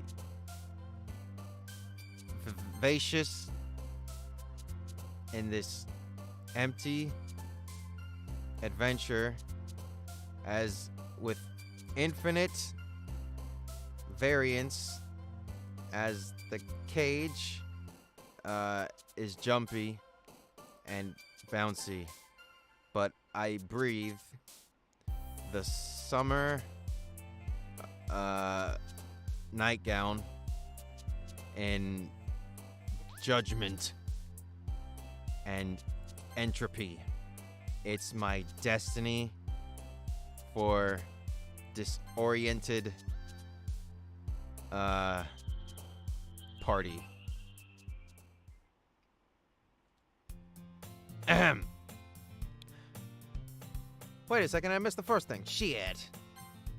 Okay, another day passes, and it's time for the club meeting already. I've gotten a little more comfortable here over the past couple of days. Entering the club room, the usual scene greets me. Hi, Soda. Yo, Sayori. Looks like you're in a good mood today. Ehehe. I'm just not used to you being in the club, that's all. I see. That's a pretty simple thing you get to get you in a good mood. But I guess it's always the simple things with you anyway. Speaking of which, I'm kinda hungry. Will you come with me to buy a snack? No thanks. That's not like you at all! I have my reasons. Why don't we take a look at your purse, Sayori? Why, that all of a sudden. No reason, really. I just wanted to look at it. Sayori nervously retrieves her coin purse. She fumbles with the latch and gets it open. Then she turns it upside down and lets its contents spill onto the desk. Only 2 small coins fall out. I knew it. I can see right through you, Sayori. That's not fair. How did you even know? It's simple.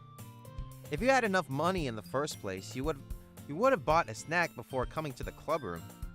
So either you're not hungry and wanted an excuse to take a walk, or you plan to conveniently forget that you spent all your money so that I would lend you some. But there's one more thing. You're always hungry, and so that only leaves the one option. I give up. Don't make me feel guilty. If you feel guilty, that means you deserve to feel guilty.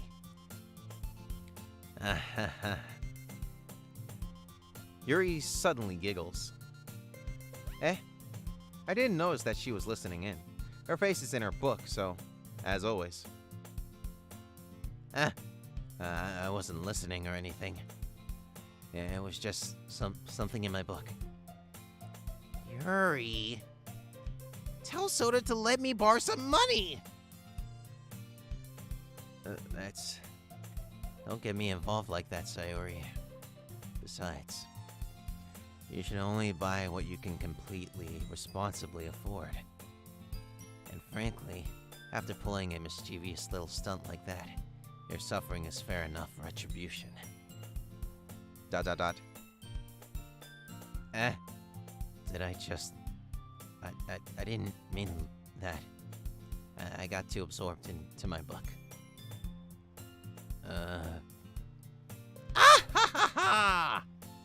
I really like when you speak your mind, Yuri. It doesn't happen much, but it's a fun side of you. There's no way you could think that. You were right, though. I did something bad, and now I have to accept the revolution. Retribution. That! Still, coming from Sayori, I guess there's a little devil inside all of us, isn't there? Don't let her fool you. Sayori knows exactly what she's doing. After all, she told you guys she was bringing me to the club before she even told me. But you wouldn't have come if it weren't for the cupcakes. So I had to trick Natsuki into making them. Ugh. Excuse me. Come on, give me more credit than that, Sayori. Blap! Yeah! Out of nowhere, something smacks Sayori in the face and tumbles onto the desk. Oh, what was... A cookie! Sure enough, it's a giant cookie wrapped in plastic. Sayori glances around. Is this a miracle? It's because I paid my restitution! Retribution. Hey, Soda, you playing the full game? No, I'm not gonna play all of it. I'm gonna play halfway. Until a certain something happens. Hee hee hee. You'll see. Anyway.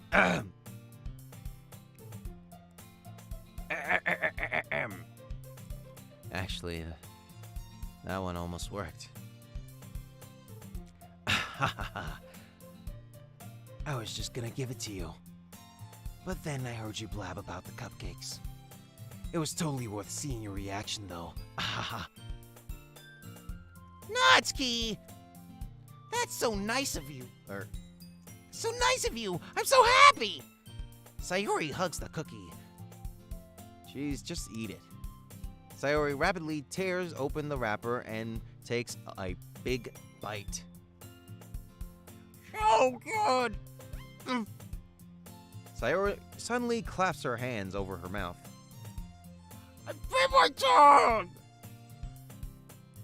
It's Lino time?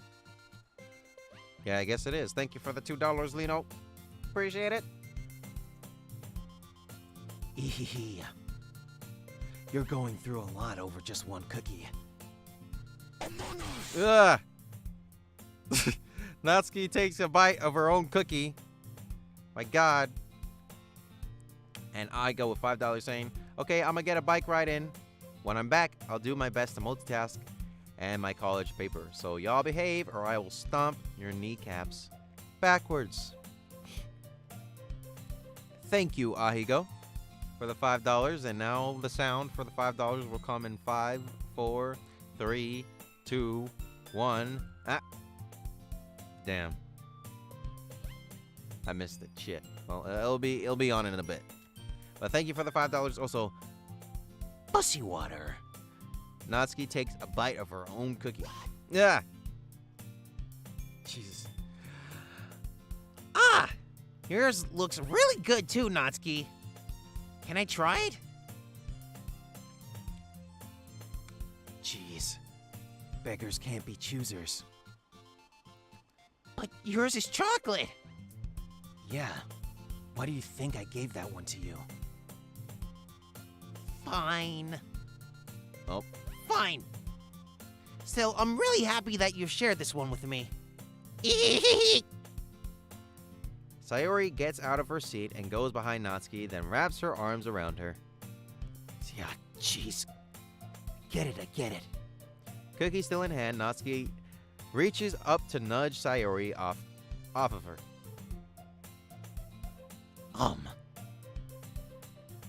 Sayori suddenly leans down and takes a bite out of Natsuki's cookie. Hey! Did you seriously just do that? Ooh. Mouthful, Sayori trots away to safety. Yuri and I laugh as well. Jeez, you're such a kid sometimes. Monica, can you tell Sayori... Natsuki glances around. Monica isn't in the club room. Where's Monica anyway? Good question. Have any of you heard anything about her being late today? Not me. Yeah, I haven't either. That's a bit unusual. I hope she's okay. Of course she's okay. She probably just had something to do today. She's pretty popular after all. Eh? You don't think she has a... I wouldn't be surprised. She's probably more desirable than all of us combined. That's true. Excuse me? Suddenly, the door swings open. Sorry, I'm super sorry. There you are. I didn't mean to be late. I hope you guys weren't worried or anything. Eh? Monica chose the club over her boyfriend after all. You're so strong-willed. Boyfriend? What on earth are you talking about? Monica quizzically glances at me. Why is she looking at me? Never mind that. What held you up? What held you up anyway? Well, my last period today was study hall. To be honest, I kind of just lost track of time. That makes no sense, though. You would have heard the bell ring at least. I must not have heard it since I was practicing piano. Piano. I wasn't aware you played music at all, Monica. I don't really. I kind of just started recently. I've always wanted to learn piano. That's so cool! You should play something for us, Monica. That's... Monica looks at me. Maybe once I get a little bit better, I will. Yay! That sounds cool. I'd also look forward to it. Is that so? In that case, I won't let you down, Soda. Monica smiles sweetly. I didn't mean any pressure or anything like that. Don't worry. I've been practicing a whole lot recently. And I really love the chance to share once I'm ready. I see. In that case, best of luck. Thanks. So I didn't miss anything, did I? No, not really. I chose to leave out the part of Sayori's mischievous escapade. I'm sure Natsuki will end up complaining to her anyway. It looks like everyone has already settled down. Sayori somehow already finished her entire cookie. Yuri is back to her book and Natsuki disappeared into the closet. Soda! Soda! Suddenly, Sayori comes up to me. I'm gonna go get some supplies from another classroom. Wanna come with me? Supplies? What for? Well, you know how the festival is coming up. Me and Monica were gonna make some posters and stuff. So I need to go find some crayons and markers and glue sticks. I see. Sure, I'll go with you. Yay! Okay, Monica, we'll be back soon. Are you going with Soda to get the supplies? No need to trouble yourself. I'd be happy to go with him. But I wanted to go. It's so much fun exploring empty classrooms and stuff. Okay. Also, hey, Venti, I see you. It was just a suggestion. See if you can find poster paper too, okay? Okay. Ready, Soda? Yep, let's go. Sayori and I exit the clubroom. I follow behind as Sayori hums and skips around the hallway. Honestly, it feels like I'm talking to a kid, taking a kid to the mall or something. Sayori finds pleasure in the simplest things sometimes. Hey, Sayori, what exactly are we doing for the festival anyway? I'm not sure how you would make an event out of literature. Me and Monica have it all planned out. Don't you worry. Is that so? Yup. We're gonna do a poetry performance. A performance? Of what kind? Well, everyone is gonna take turns on stage and recite their favorite poems. Ah, that sounds kind of dull. Soda! You're not thinking about it in the right way at all. It's not just about reading poems, it's about performing them. Like you say the lines of the poem like, "Between my feet, the last remaining flower beckons to me. I twist the stem, freeing it from its clinging roots, caressing the final joyous moment between my fingers. But to what ends have I summoned this joy? For now, when I look in every direction, the once prosperous field before me is but a barren wasteland." ... Like that. Sayori, how do I put this? I'm sure it's just me, but it's impossible for me to take you seriously when you talk like that. You meanie. I'm working super hard on this, you know. I know. I just meant that it's a pretty unordinary contrast to your cute self. Don't say that, it's embarrassing. But I guess that means I'm doing a good job. Yeah, I guess so. I'm so excited. The festival is going to be so much fun. Sayori spins herself around in the hallway again. Hey, Soda, this classroom over here is empty. Let's begin the mission. The mission, eh? It's been a long time since I've spent time with Sayori like this. But in the end, she hasn't changed one bit. She's nothing but a ball of sunshine, drawing happy vibes from the world around her. It's a pretty nostalgic feeling for me. As the years went by, I began to hold myself up in my room more and more. So going adventuring with Sayori brings about a special sort of feeling I forgot I had in me. The two of us enter the classroom. Sayori heads straight to the closet, and I follow. Let's see what we have in here. Crayons!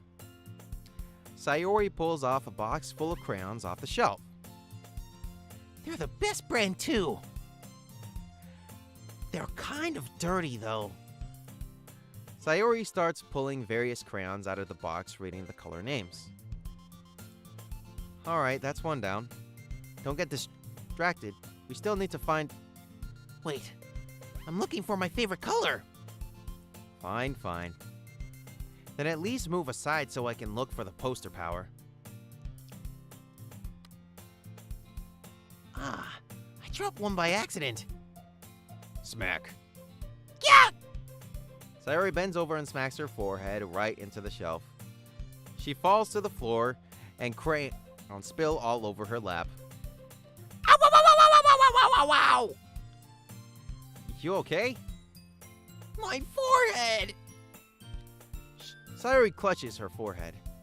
Geez, Sayori. That's just like you, isn't it? Bro, I'm watching my first live stream in Greece, lol. I'm English. Hello from Canada, Titan. How's Greece? That's just like you, isn't it? Come on, let me see. Oops. Since Sayori is sitting on the floor, I grab her by the waist and pull her out of the closet. You have to move your hand, Sayori. But it hurts! Just do it for a second. Sayori slowly releases her hands from her forehead. I gently brush her bangs off to the side. Ow! Sorry. There's a huge red mark on the center of her forehead. A bump is starting to form as well.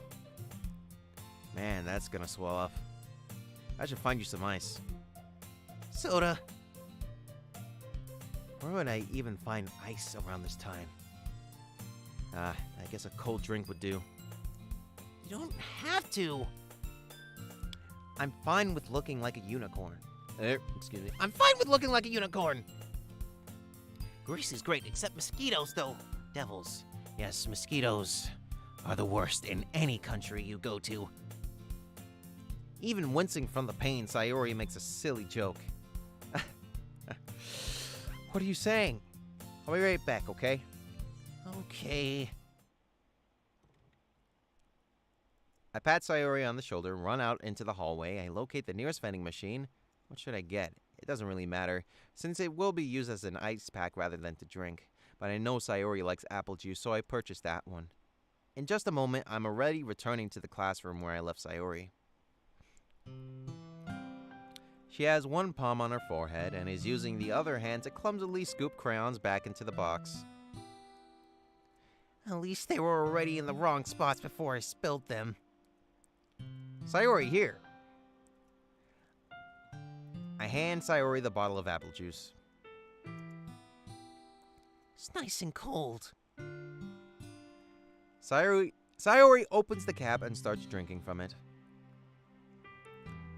Sayori, what are you doing? It's for your forehead, idiot. Sorry, I forgot. How hard did you hit your head? Sayori places the bottle against the bump on her head. It stings. Just bear with it. It'll feel better soon. Looks like you cleaned up most of the crayons, so that's good. Hey, Soda. This kind of reminds me of you. Reminds you of growing up, doesn't it? Eh? What do you mean? You know how we used to play outside all the time? I would always try to keep up with you. You were kind of oblivious in some ways. Like, I usually fell behind or had trouble climbing on the things you did. But sometimes when I tried to do things, I couldn't. I wouldn't get myself hurt. I'd fall and scrape myself or get a bump. I would start crying really hard. Ay, ay, ay, ay. And you would rush over as quick as you could. You would try really hard to get me to stop crying. It was almost like you blamed yourself and were afraid of getting in trouble if someone found out. Even though it really wasn't your fault at all, you know. Did I really do that? Yeah, you don't remember? Come to think of it, maybe I do remember a bit.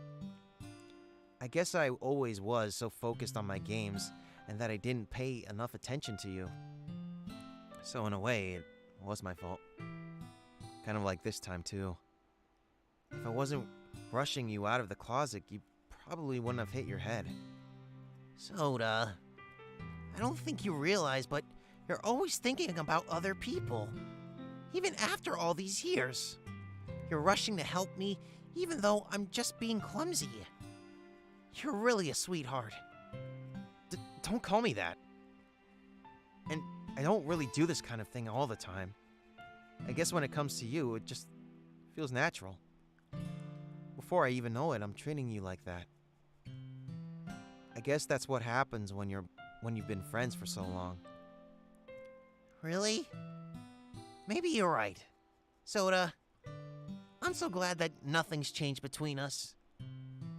Do you think it'll be like this forever? Forever? If I'm honest to myself, there's no telling where we'll each end up for college or after that. So it wouldn't be fair for me to make any promises. But, well, I hope so. It's been this long already, right? I can't imagine you ever changing, so my hopes are up. I'm so happy. Sayori has a whimsical expression in her eyes. We remain silent for a moment. She's so silly and clumsy on the outside that when I see her deep in thought like this, it makes me not want to disturb her. I guess we should go back. I don't want to worry Monica, you know. Good luck with that. She's gonna see your forehead either way. Not if I hide it under my bangs. Sayori hops to her feet. She clutches her forehead again. Don't stand up so fast. After hurting yourself. Oh. Well, I guess it's too late now. Anyway, let's go. I follow Sayori out of the classroom. Sayori plays with her bangs to try to hide the bump, but without much success. In a moment, we make it back to the classroom. Ah, you're back. Good timing. I was just about ready to start sharing our poems. Sayori, your forehead. She's fine, don't worry about. I was playing with crayons and smacked my forehead into the shelf. ... Well, anyway. Were you able to find everything we needed? Uh-huh. I have it right. Sayori frantically glances around herself. I forgot all of the stuff! Calm down, Sayori. I have it all right here. I found the poster paper, too. Sounds like you ended up doing all the work, Soda. Well, Sayori, I failed to come up with an excuse for Sayori. I made it an adventure. Yeah, that.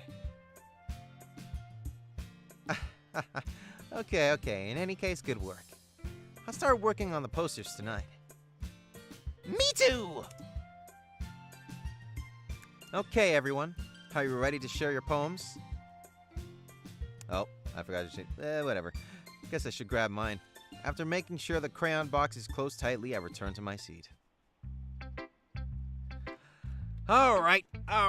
We're back here again, folks. We are back here again. Y'all already know what's up. If you want us to show it to Shiggy/Sayori first, give me a 1. If you want Natsuki, give me a 2. Yuri, 3. Monica, 4. Who should we show our poem to first?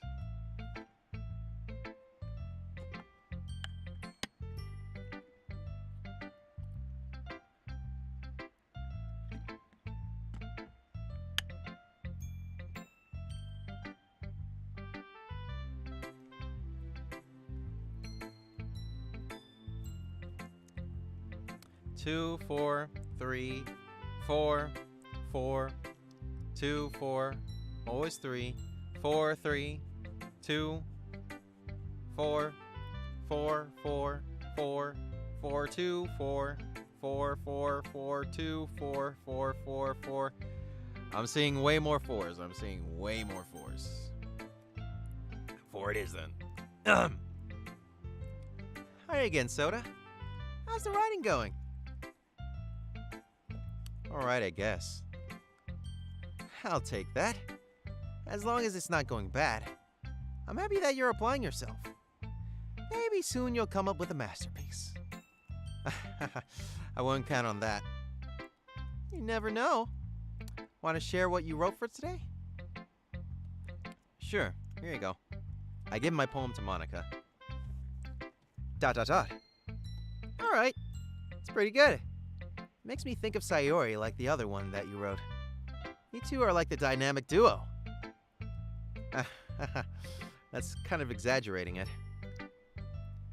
Yeah, probably, but you do spend a lot of time with her even in this club, don't you? Then again, I don't blame you for being a little shy. I'm not shy, it's just... I'm just teasing. I know it takes a bit of time to make friends with everyone. But Yuri and Natsuki are super interesting people, so don't be afraid to give them their share of time. And you can talk to me every now and then, too. I'm not, like, unapproachable or anything, am I? No, it's nothing like that. I'm just still getting used to being here, that's all. Yeah. I'm sorry if I was putting pressure on you or something. I really didn't mean it like that. No, don't worry. I get what you're saying. Well, alright. But anyway, you want to read my poem now? I like the way this one turned out, so I hope you do too. Alright, let's take a look. Save me! The colors, they won't stop. Bright, beautiful colors flashing, expanding, piercing. Red, gray, blue, and endly. Cacophony of meaningless noise. The noise won't stop. Violent, grating, waveform, squeaking, screeching, piercing. Sine, cosine, tangent. Like playing a chalkboard on a turntable. Like playing a violin on a pizza crust. An endless poem of meaningless. Load me.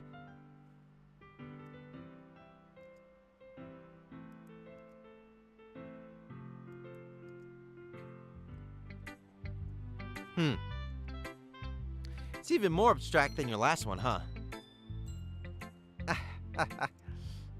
I guess it's just the way I write. I'm sorry if you don't like it. No, I never said that. It's just a kind of thing I've never really seen before, I guess. I kind of like playing with my space on the paper. Choosing where and how to space your words can totally change the mood of the poem. It's almost like magic. The way I wrote the lines really short makes it feel like they're trying to speak over the noise.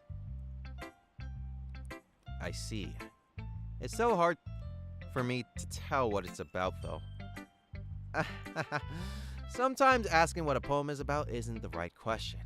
A poem can be as abstract as a physical expression of a feeling, or a conversation with the reader.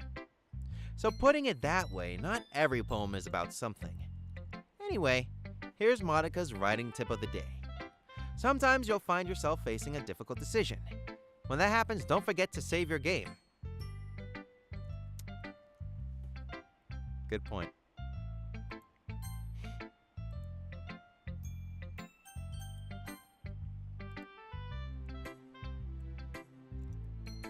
Or when something unexpected may happen. Wait, is this tip even about writing? What am I even talking about? That's my advice for today. Thanks for listening. Alright, we will go in opposite order this time. Well, we did Monika first, now Sayori. We'll save Yuri for last, as we did Yuri first last time. Dot dot dot. Soda, I really love your poems. I can't believe you've been hiding these from me. I'm not hiding anything. But your poems are so good. Yesterday's and this one too. You can't tell me you haven't done this before. I mean, you're really the only one who feels that way, so... No way. Not even Natsuki? Well, I guess Natsuki is the least likely to admit how much she likes something. But I don't think it's that. Also, Pancakes Art and Wolfie Life. Thank you for subscribing. What do you mean? Well, I guess I'll be honest about it. It's a lot easier to write poems when I'm thinking about you.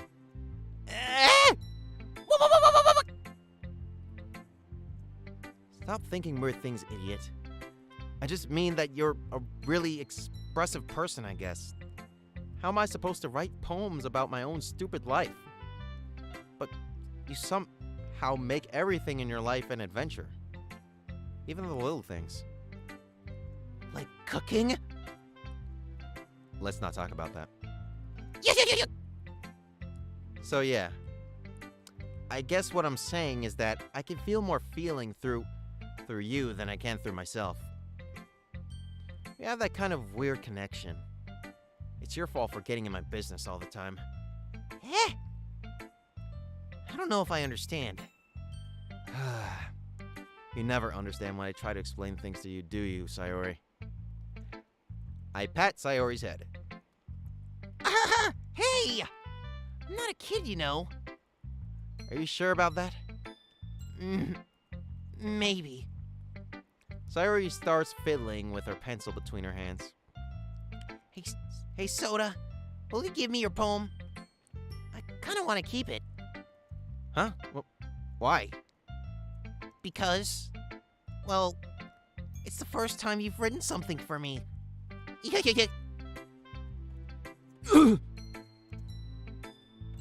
Sayori, you completely misunderstood. I didn't write this for you.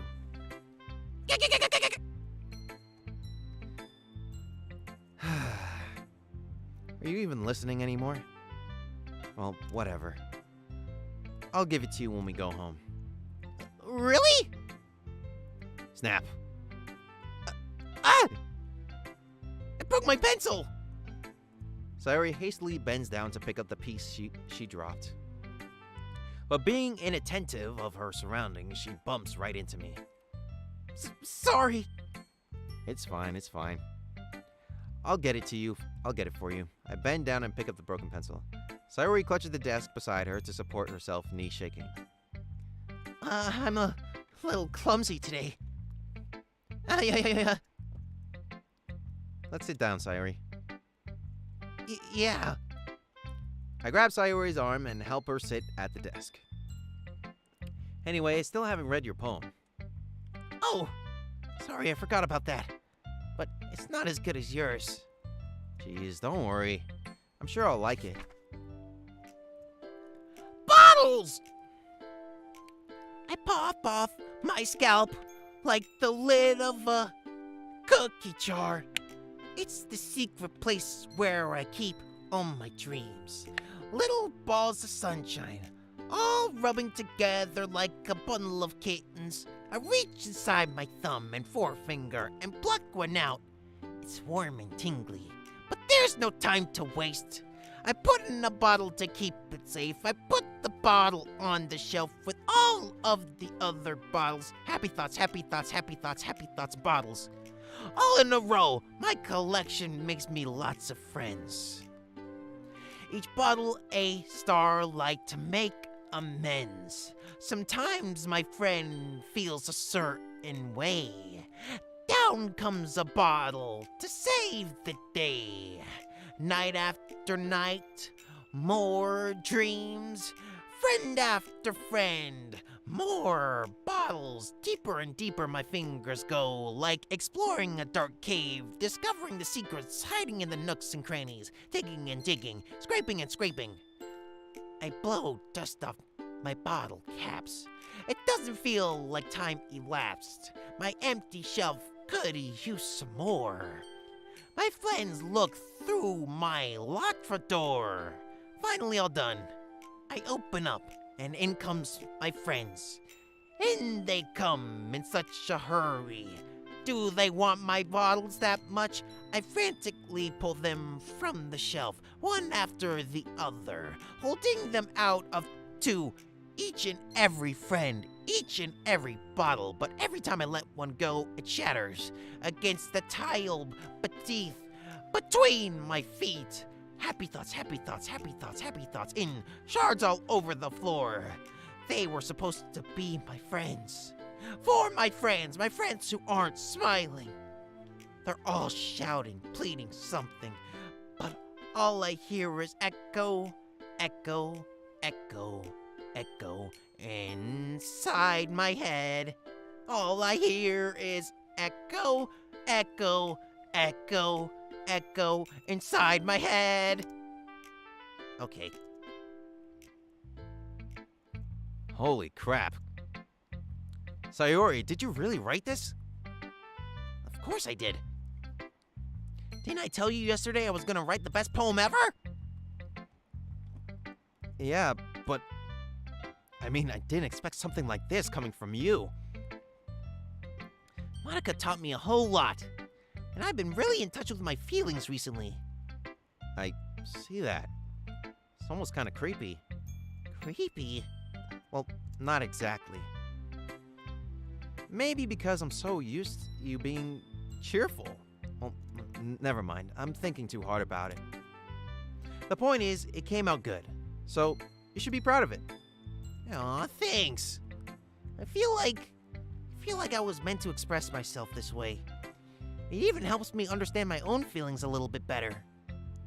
Writing is like magic. You've gotten pretty passionate about this, huh? I hope you keep it up. Yeah! Writing's the best. I'm gonna keep writing until I die. Don't get ahead of yourself. Sayori's always had a habit of getting obsessed with something before dropping it no more than a week later. I wonder if this is one of those times, but seeing the passion in her eyes makes it hard for me to be pessimistic. Alright, Natsuki now. Well, it's not really any worse than your last one, but I can't really say it's any better either. Phew. Huh? Phew what? Well, anything that isn't a train wreck, I'll take as a win. And I get the feeling you're probably the most critical. Hey, what makes you... Wait, maybe that was a compliment. Aha! Glad to see someone recognizes my experience. Well then, keep practicing and maybe you'll be as good as me someday. That's, something tells me Natsuki completely missed the point. Come to think of it, this kind of reminds me of Sayori's poem from yesterday. Eh? You think so? Yeah, well, I guess if you've been friends with her for so long, you might be on the same wavelength. But you never really struck me as her type. Sayori has a type. Oops. Sayori has a type all of her own. Or Sayori has a type all of a sudden?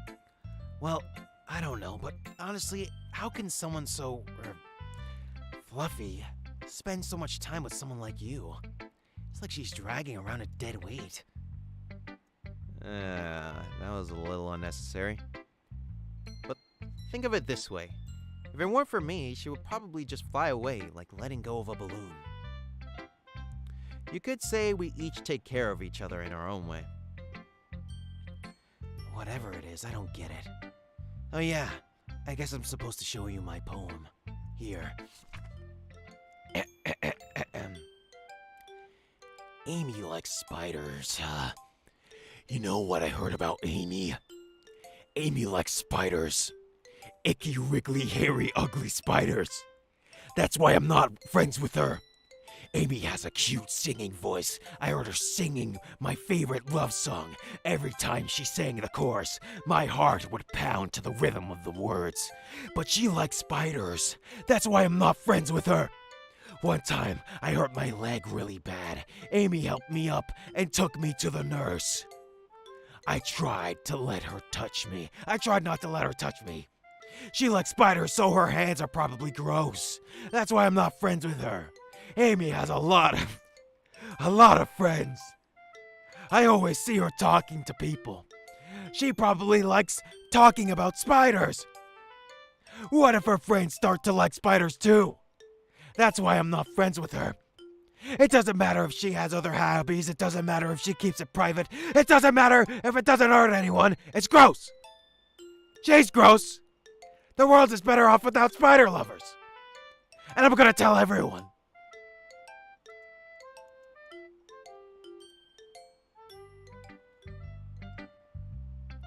Not bad, right? It's quite a bit longer than yesterday's. Yesterday's was way too short. I was just warming up. I hope you didn't think that was the best I could do. No, of course not. Anyway, the message is pretty straightforward in this poem. I don't have to explain it. Sometimes you can explain complicated issues with much simpler analogies. And it helps people realize how stupid they're being. Like anyone would agree that the subject of this poem is an ignorant jerk. Do you know people like that? Of course. It's about how everyone thinks That doesn't matter. It can be about anything. I wrote it to be easy to relate to. Everyone has some kind of weird hobby or guilty pleasure. Something that you're afraid of. Something that you're afraid if people find out, they'd make fun of you or think less of you. But that just makes people stupid. Who cares what someone likes, as long as they're not hurting anyone and it makes them happy? I think people really need to learn to respect others for liking weird things. Well, you're definitely right. At least I can relate to that. And I'm sure a lot of other people can too. It's what I do best after all. I don't like writing unless there's a good message to take away from it. Like conveying emotions is important, but I want to make people think, not just feel. Remember that. I'm gonna write a good one for tomorrow too, so look forward to it. Samino, thank you for subscribing. And last but not least, Yuri.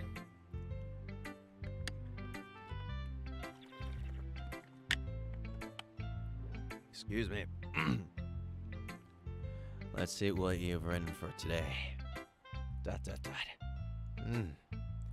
Well done, Soda.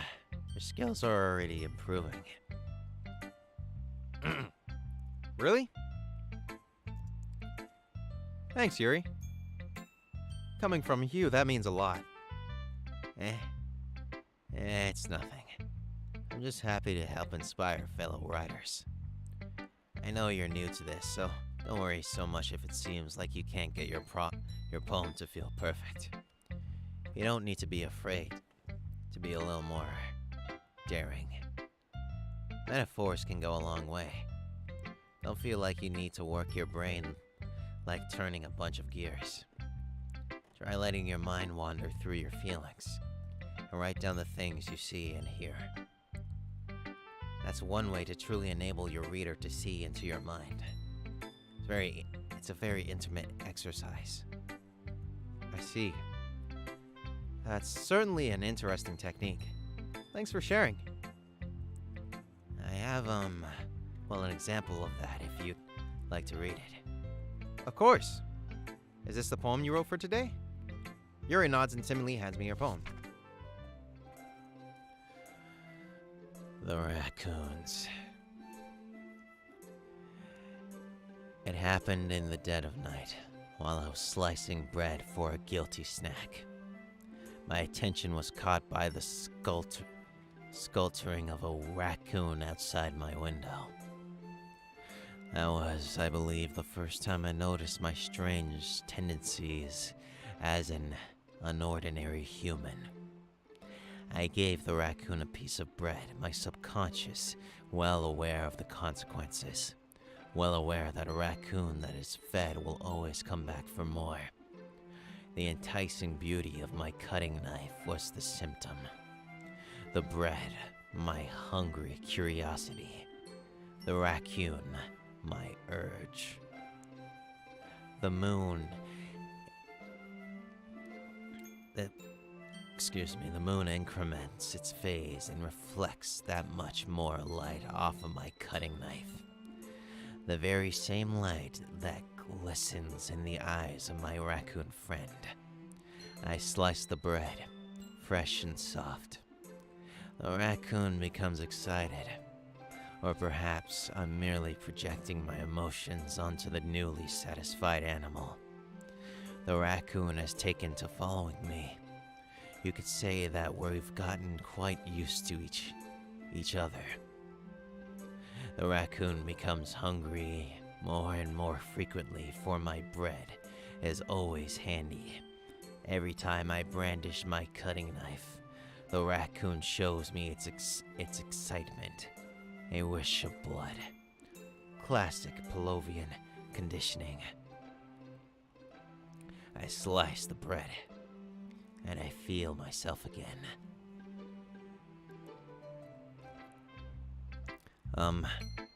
I was a little more daring with this one than yesterday's. I can see that. It's a lot more metaphorical. I don't know if it's my fault, but I can't begin to imagine what this poem is about. That's right.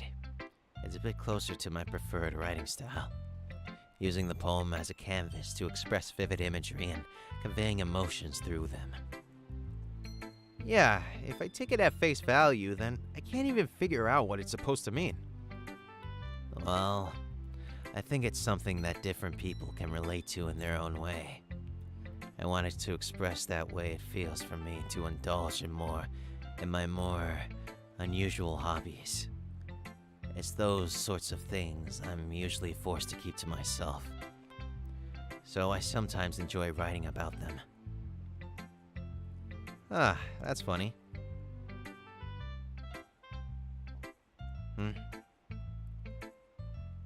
Didn't Natsuki also write something about that? About someone being ridiculed for a strange interest? Eh? She did? Yeah. She was talking about how it doesn't matter what you're into as long as you're not hurting anybody. She's right. I mean, does she really feel that way? Yeah. Sounds like you two have that in common. That's interesting. To me, she seemed like the kind of person who would make fun of my hobbies. But I suppose that's my fault for judging, isn't it? Now, please don't tell her I said that. Don't worry, I have no reason to. Okay. Well, thank you for sharing it with me. After all, if I hadn't learned to embrace my own weirdness, I'd probably hate myself. I might be ranting a little bit now, but I'm glad that you're a good listener. Okay, everyone. We're all done reading each other's poems, right? I have something extra planned today, so if everyone could come sit at the front of the room? Is this about the festival? Well, sort of. Do we really have to do something for the festival? It's not like we can put together anything good in just a few days. We'll just end up embarrassing ourselves instead of getting any new members. That's a concern of mine as well. I don't really do well with the last-minute preparations. Don't worry so much. We're going to keep it simple, okay? We won't need much more than a few decorations. Sayori has been working on posters, and I've designed some pamphlets we can get out during the events. Ooh.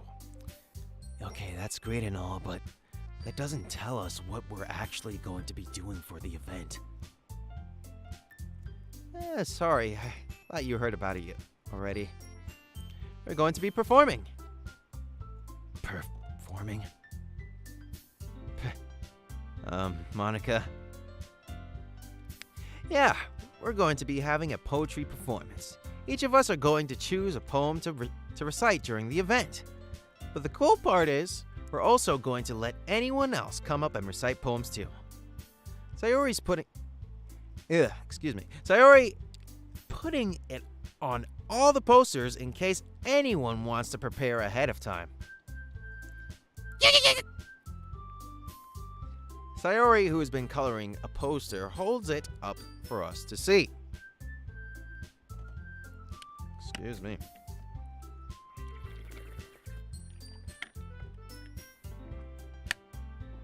Sorry about that.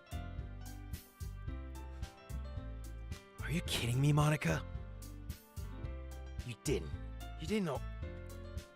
already start putting those posters up, did you? Well, I did. Do you really think it's that bad of an idea? Well, no. It's not a bad idea, but I didn't sign up for this, you know? There's no way I'm going to be performing in front of a group of people like that. I agree with Natsuki. I could never in my life do something like that. Imagining it, Yuri shakes her head in fear. Guys. No, Sayori. I understand where they're coming from. Remember that Natsuki and Yuri have never shared their poems with anyone until just a couple of days ago. It's a lot to ask of them to recite their poems out loud to a whole room of people. I guess I kind of overlooked that. So I'm sorry. ... But I still think we should give it our best. We're the only ones responsible for the fate of this club. If we start the event and each put on a good performance, then we'll inspire others to do the same. And the more people who perform, the better we'll be able to show everyone what literature is all about. Yeah! It's about expressing your feelings, being intimate with yourself, finding new horizons, and having fun. That's right. And it's those reasons that we're all in this club today. Don't you want to share that with others? To inspire them to find the same feelings that brought you here in the first place? I know you do. I know we all do. And if all it takes is standing in front of the room for 2 minutes and reciting a poem, then I know you can do it. ...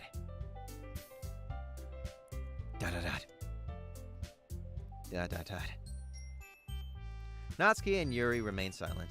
Sayori looks worried. I guess that leaves me no choice. I agree. I don't think it's too much to ask. I think that Sayori and Monica have been trying really hard to get new members. The least we can do is to help them out a little bit. Well, maybe, but... It looks like Natsuki doesn't have any arguments left. Okay, fine. I guess I'll just have to get it over with. All right! Ew. Thanks, Natsuki. What about you, Yuri? ... Yuri dejectedly glances around at everyone else's expectant faces.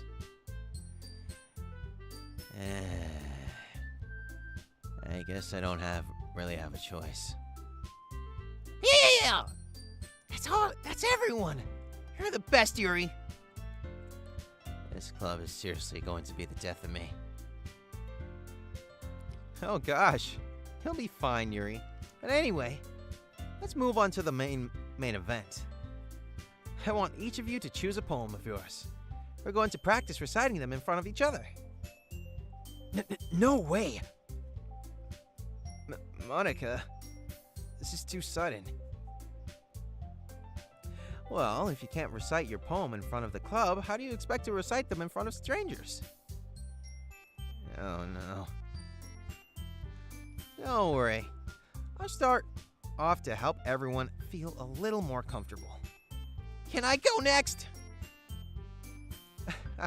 Of course. Now let's see. Monica flips through her notebook to the specific poem she has in her mind for herself. She then stands behind the podium. The title of this poem is The Way They Fly. M. Monica begins reciting her poem. Her clear, confident voice fills the room. More than that, her inflection is pristine. She knows exactly how to apply emotion behind each line she recites, bringing the words to life. Is this something she's done before? Or is she simply a natural? I glance around me. Everyone has their eyes on Monica. Sayori looks amazed. Yuri has an intense expression on her face that I don't understand.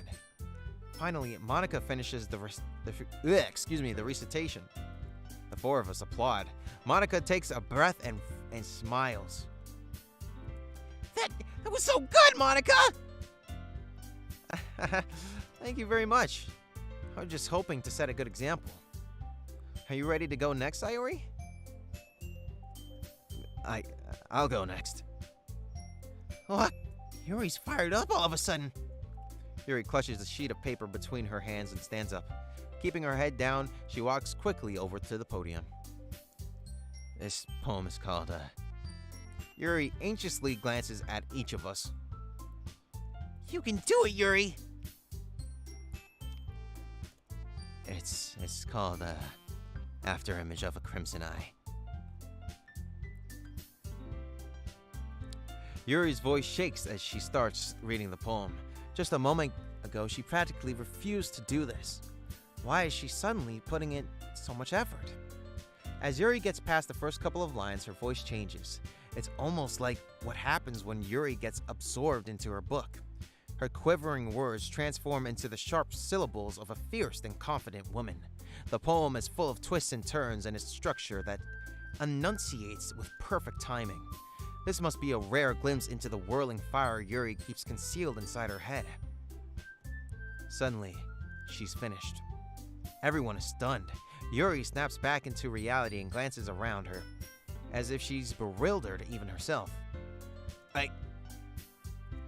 It's up for me to save the situation. I'm the first to start applauding. Everyone joins me afterward, and we give Yuri the recognition she deserves. It's not that we didn't want to applaud for her, but we were caught so off guard that we must have forgotten. As we applaud, Yuri holds the poem to her chest and rushes back into her seat. Yuri, that was really good. Thank you for sharing. ... Looks like Yuri is down for the count. Okay, I guess I'm next then. Sayori hops out of her chair and cheerfully walks to the podium. This one's called My Meadow. Sorry, I giggled. Sayori, It's a lot harder than I thought. How did you guys do it so easily? try not to think of it. Try not to think of it like you're reciting to other people. Imagine you're reciting it to yourself, like in front of a mirror or in your own head. It's your poem, so it'll come out the best that way. I see. Okay then. Sayori begins her poem. Somehow it feels like her soft voice was made as a perfect match. The poem isn't aimlessly cheery like Sayori is. It's serene and bittersweet. If I were to read this on paper, I probably wouldn't think much of it. But hearing it come from Sayori's voice almost gives it a whole new meaning. Maybe this is what Sayori meant when she said she likes my poems. It's like I get to reach more deeply into someone I thought I knew through and through. Sayori finishes and we applaud. I did it! Good job, Sayori. Yeah. Even Soda liked it. I guess that's a good sign. What does that even mean? It came out nicely, Sayori. The atmosphere of the poem fits you really nicely. But it might be that other poems wouldn't work quite as well with that kind of delivery.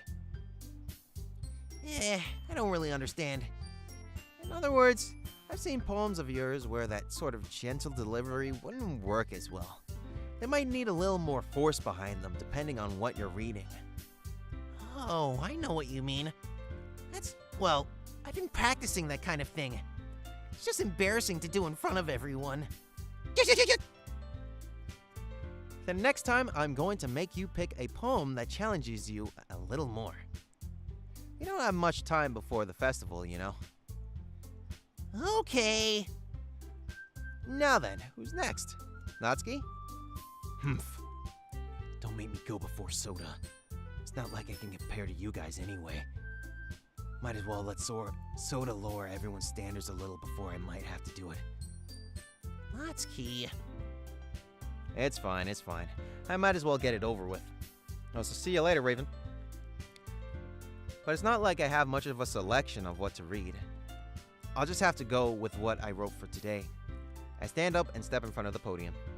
Everyone has their eyes on me, making me feel terribly awkward.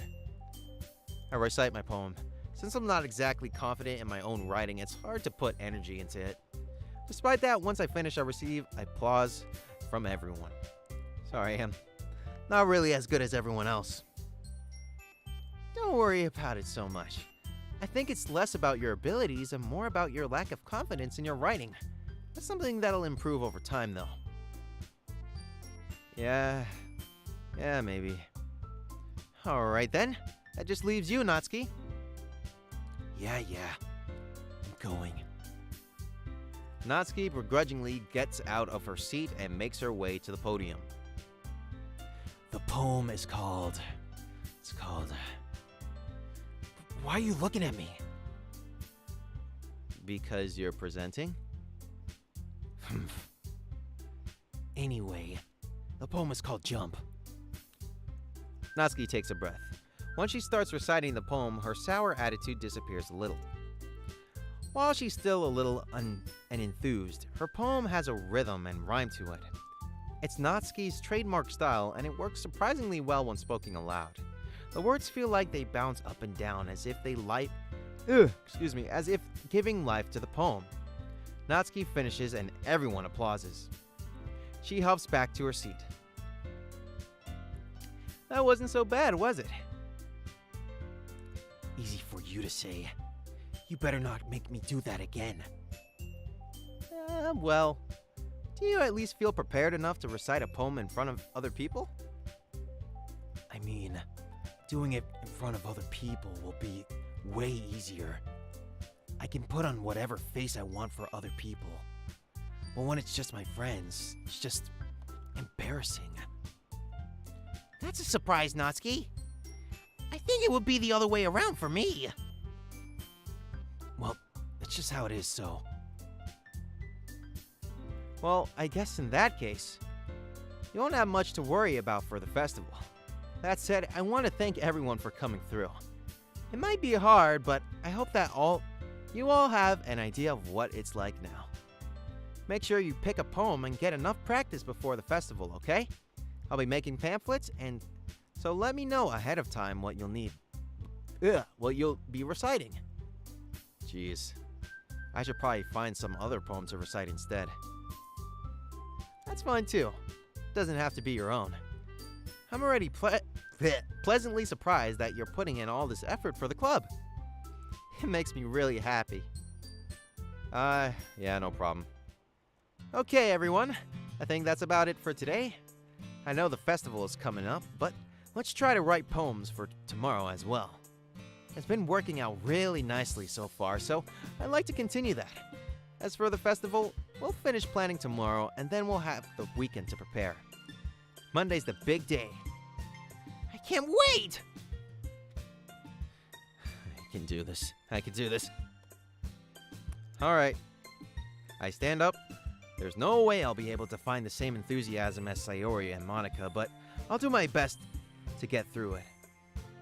If it's for the sake of the club and impressing Monica, then I'll have to do my best. Ready to go, Sayori? Yup. Look at you two, always going home together like that. It's kind of adorable, isn't it? Yet. Jeez, guys. Don't make such a big deal out of it. It must be a little nice, though. Well, how am I supposed to respond to that? It's okay, Soda. You don't have to say it. Whatever, let's go already. I walk home with Sayori once more. Even though it's only been a few days, a lot of things have already changed. But today, Sayori is being a little quieter than usual on the way home. Hey, Sayori? Dot. Sorry, I was spacing out. No wonder. I was thinking about something from earlier. I like how we get to... I mean... Sayori fumbles with her words. So, let's just say that one day Yuri asked to walk home with you. Huh? What would you do? What kind of question is that? And Kiki, with $20, saying Shiggy voice appreciation. And there's the fart. You just farted in my ear, Kiki. Thank you for that. But I appreciate it. Thank you very much for the $20, Kiki. And since you donated $20, you get 4 Bussy Waters. Bussy Water. Bussy Water. Bussy Water. Bussy Water! Thank you, Kiki. I appreciate it. what kind of question is that? You're kind of putting me on the spot here. Yeah. Well...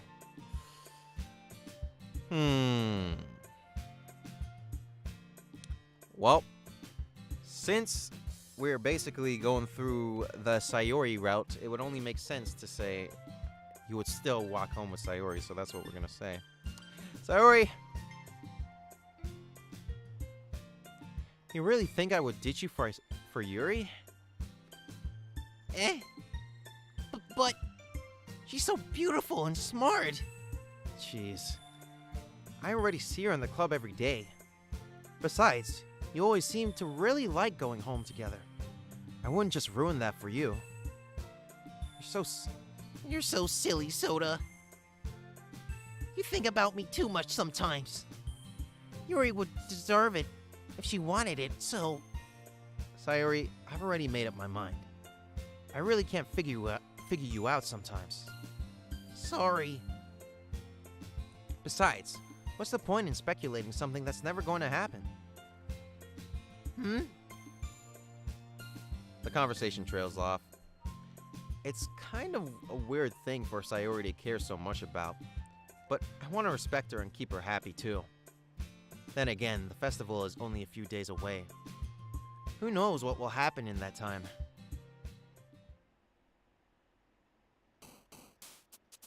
Alright.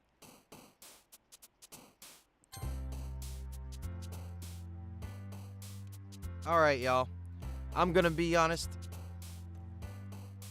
I really want to eat and chill out from this game. So, I think now will be a good time to end it off. So, I'm just gonna quit. We'll leave it off for next time. I think that's a good place to end the stream for today. Oh, oops. Please come up, scene, change.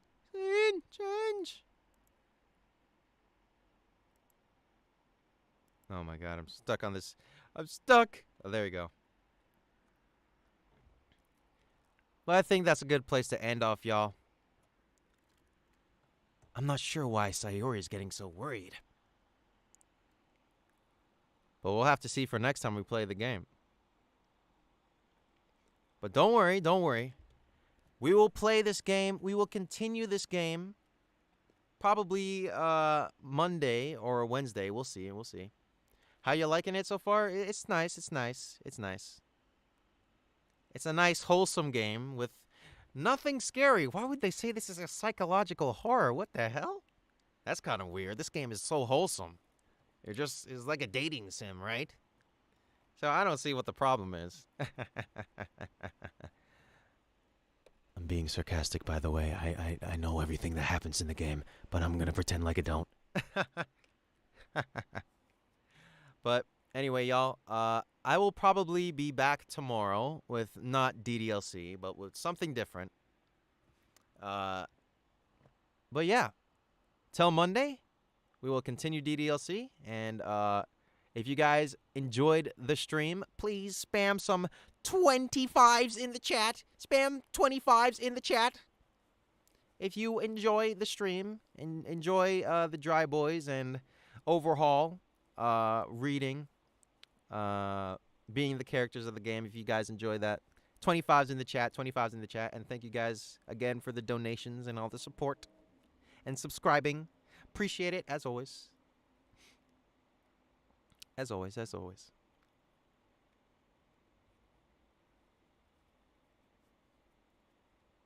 All right, all right.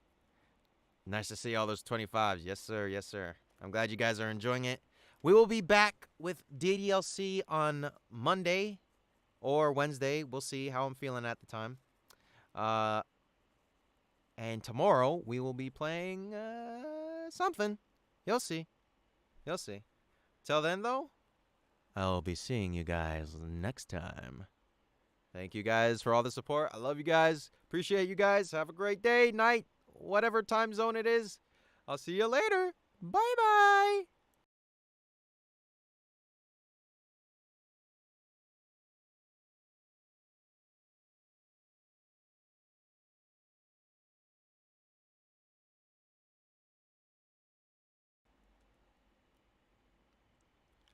How are you just gonna end stream?